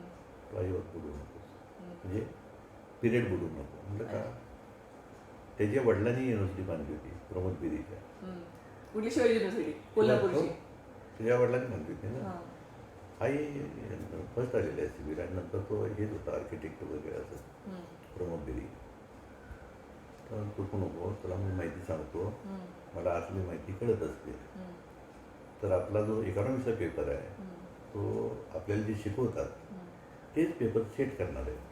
हे सरांचं नाव काय होतं त्या मलाही आठवत नाही. डोई फूड एकत्र की नाही नाही दोहीकडचा पेपर त्याच्याकडे होता. म्हणजे हे दुसरेच होते शिक्षक. अच्छा इकॉनॉमीचे सर आणि नाही दोहीपडीच्या पेपरमध्ये तसा मला काही त्रास झाला नाही. बरं. ना. हां. डोई पडेना सगळ्यांची डोई फोडली होती एवढी गोष्ट खरी आहे. मी सांगते हा याचा इकॉनॉमिक्सचा. त्यामुळं ह्याला इंजिनिअरिंग कॉलेजला होता. दोनदा होता. मला ह्याला होता विलिंग्टन कॉलेजला होता बर. आणि त्यानंतर तो लास्ट इयरला होता. लास्ट इयरला म्हणजे इंजिनिअरिंग कॉलेजच्या लास्ट इंजिनिअरिंग इयर. कॉलेजच्या लास्ट इयर. बर. तर प्रमोद बेरे म्हटल्यानंतर मी इकॉनॉमिकचा पिरियड प्रामाणिकपणे कारण तिथं पण प्रमोद बेरे काका तुमचे रूम पार्टनर होते का पार्टनर हॉस्टेलवर? हॉस्टेलवर. बरं. तर त्यांनी तुम्हाला ही माहिती दिली. हां. कारण ते कसं होतं तो इतका हे होता म्हणजे हुशार होता आणि प्रत्येक वर्षी पहिला आलेला आहे आणि त्याच्या हुशाऱ्यामुळे काही त्याला लोक टाळायचे. अतिहुशार अतिहुशार अतिहुशार म्हणून. तर त्यानं मला एकदा घातलं म्हणजे सेकंड इयर झाल्यानंतर की अजून एक करणार का म्हणलं काय यावेळी तू माझा पार्टनर व्हायचा. रूम होतो होतो मला काही विषय वाटलं नाही त्यात रूम पार्टनर झालो. पण तो सिन्सिअरली अभ्यास करायचा. मी माझ्या पद्धतीने करायचा. पण त्याची त्याबद्दल तक्रार नव्हती वागणं की खुली शांतता असायची. तर त्यानं सांगितलं म्हटल्यानंतर मी प्रत्येक पिरियड त्याचा अटेंड केला म्हणजे इकॉनॉमिक्सचा. की हे शिक्षक पेपर सेट करणार आहेत तर त्यांचा प्रत्येक लेक्चर आपण अटेंड म्हणजे करायचं. इकॉनॉमिक्सला कसं होतं की इकॉनॉमिक्सला 40-45 मार्क त्यावेळी म्हणजे डोक्यावरून पाणी व्हायचं. पास व्हायचे सगळे नापास कोण होत नव्हतं. पण 40, 42, 45 थेरॉटिकल सब्जेक्ट होता का? Total theoretical. Total theoretical. 35-36 तरी नशीब वाटायचं. आणि ह्यानं सांगितलं तर म्हणून तो अभ्यास कसा करणार काय नाही म्हणलं सगळ्या प्रश्नावरती मी काढलेल्या आहेत जुन्या. एकूण एक प्रश्नामध्ये उत्तरं घेऊन काढायची आणि मी काय करतो म्हणले उत्तर लिहायचं आणि हेच प्रश्न रिपीट होतात पुन्हा वरचेवर. तर उत्तर लिहिलं की मी सरांनी लिहून दाखवतो बघा कशी बघून असं काही बघून हे पाहिजे हे पाहिजे सूचना दिल्या तर काही. तर ते म्हणजे मी क्लिअर केलं. तसे पूर्ण क्लिअर केलेलं आहे. तुला वाचायचे का म्हणून नको पण तो यायचं मला पिकअप मला नाही जमणार. मी आपलं माझ्या पद्धतीने जातो. इकॉनॉमिक्स मधलं विलिंग्टनला एकदा झालेलं आहे. कठीण वाटत नाही. पास होईल. स्कोरिंगचा हा विषय नाही आहे मला. तर इकॉनॉमिक्स माझ्या पद्धतीने केलं. फक्त तो वर्गातलं शिकवतो म्हटल्यावर त्यावर जरा जादा लक्ष दिलं त्या याच्याकडे इकॉनॉमिक्समध्ये. अशोक राणे त्यावेळी युनिव्हर्सिटी हा सिव्हिलला होता. सिव्हिलमध्ये फर्स्ट आणि अशोक राणे मेकॅनिकलला फर्स्ट. आणि दोन्ही तुमचे मित्र? दोन्ही फास्ट फ्रेंड. अशोक राणे बांदोडेकर हा किंवा पण त्यांचे बघा बेरी काकांची सिव्हिलची ब्रांच, अशोक राणे काकांची मेकॅनिकची ब्रांच आणि तुमची इलेक्ट्रिकलची ब्रांच. तरी तुम्ही तिघं मित्र आहात. फर्स्ट इयरला होता नाही फर्स्ट इयरला एकत्र होता. ती मैत्री तुमची शेवटच्या वर्षापर्यंत टिकली ही किती कौतुक आहे. मलाही आश्चर्य वाटतं. ब्रांच सेम नाहीये एका वर्गात म्हणजे एका वर्षात का होता तुम्ही नाही हॉस्टेलमुळे झालं ते. हॉस्टेलमुळे झालं. हो हॉस्टेलमुळे कसं झालं की तिथे गोकाक मला वाटतं धबधबा आहे. तर रविवारी कोणाला तरी सुद्धा जाऊया तुम्ही मला पहिल्यांदा आता हे इकॉनॉमिक्सचं सांगा. हां इकॉनॉमिक्स. आणि मग ह्यानं अगदी जोरदार अभ्यास केला. मी म्हटलं हा स्कोर करणार पहिला ह्यानं स्कोर करणार. मी आपलं माझ्या नेहमीच्या पद्धतीने अभ्यास केला. त्यात काही बघितलं नाही काही नाही. वार्षिक रिझल्ट लागलेला मी त्याला विचारलं बेरी तुला किती मार्क म्हणजे मला 46 पडली 100पैकी. काय म्हणलं मला 43 आहेत. मी काहीच करत नव्हतो. मी आपलं हे आता तू म्हटलं हे लिहून काढ ते लिहून काढ तुझा अभ्यास नाही त्याला मी काय बोललो नाही. कारण ज्यावेळी आम्ही खेळायला जायचो का नाही तर बांधवडकर तो अभ्यासाला बसायचा. ही पद्धती होती की वेळ घालवायचा नाही कुठं. आणि सिव्हिलला तो युनिव्हर्सिटी फर्स्ट आहे. सिव्हिल मेकॅनिकलला हरणे फर्स्ट आला होता. आमचं आपलं असं माझे मार्क बघितले होतं म्हणलं अरे काय तू काय अभ्यास करतो तुझे एवढे मार्क. थेरॉटिकल सब्जेक्ट असल्यामुळे ते जमलं. पण छान आहे म्हणजे आठवणी ऐकताना मजा येते. ॲक्च्युली या सगळ्या आठवणी ऐकताना आणि गप्पा मारताना मला पण मजा येते. पण हा आपला भाग 2 खूपच मोठा होतो आणि मला पप्पांचे इंजिनिअरिंग कॉलेजचे जे आठवणी आहेत त्याच्यासाठी एक वेगळा भाग करायला नक्की आवडेल. सो आपण इथेच थांबूयात यावेळी आणि त्यांच्या इंजिनिअरिंग कॉलेजच्या आणखीन काही आठवणी असतील किंवा आणखीन काही गमती असतील तर आपण त्या पुढच्या भागामध्ये ऐकूयात. आठवण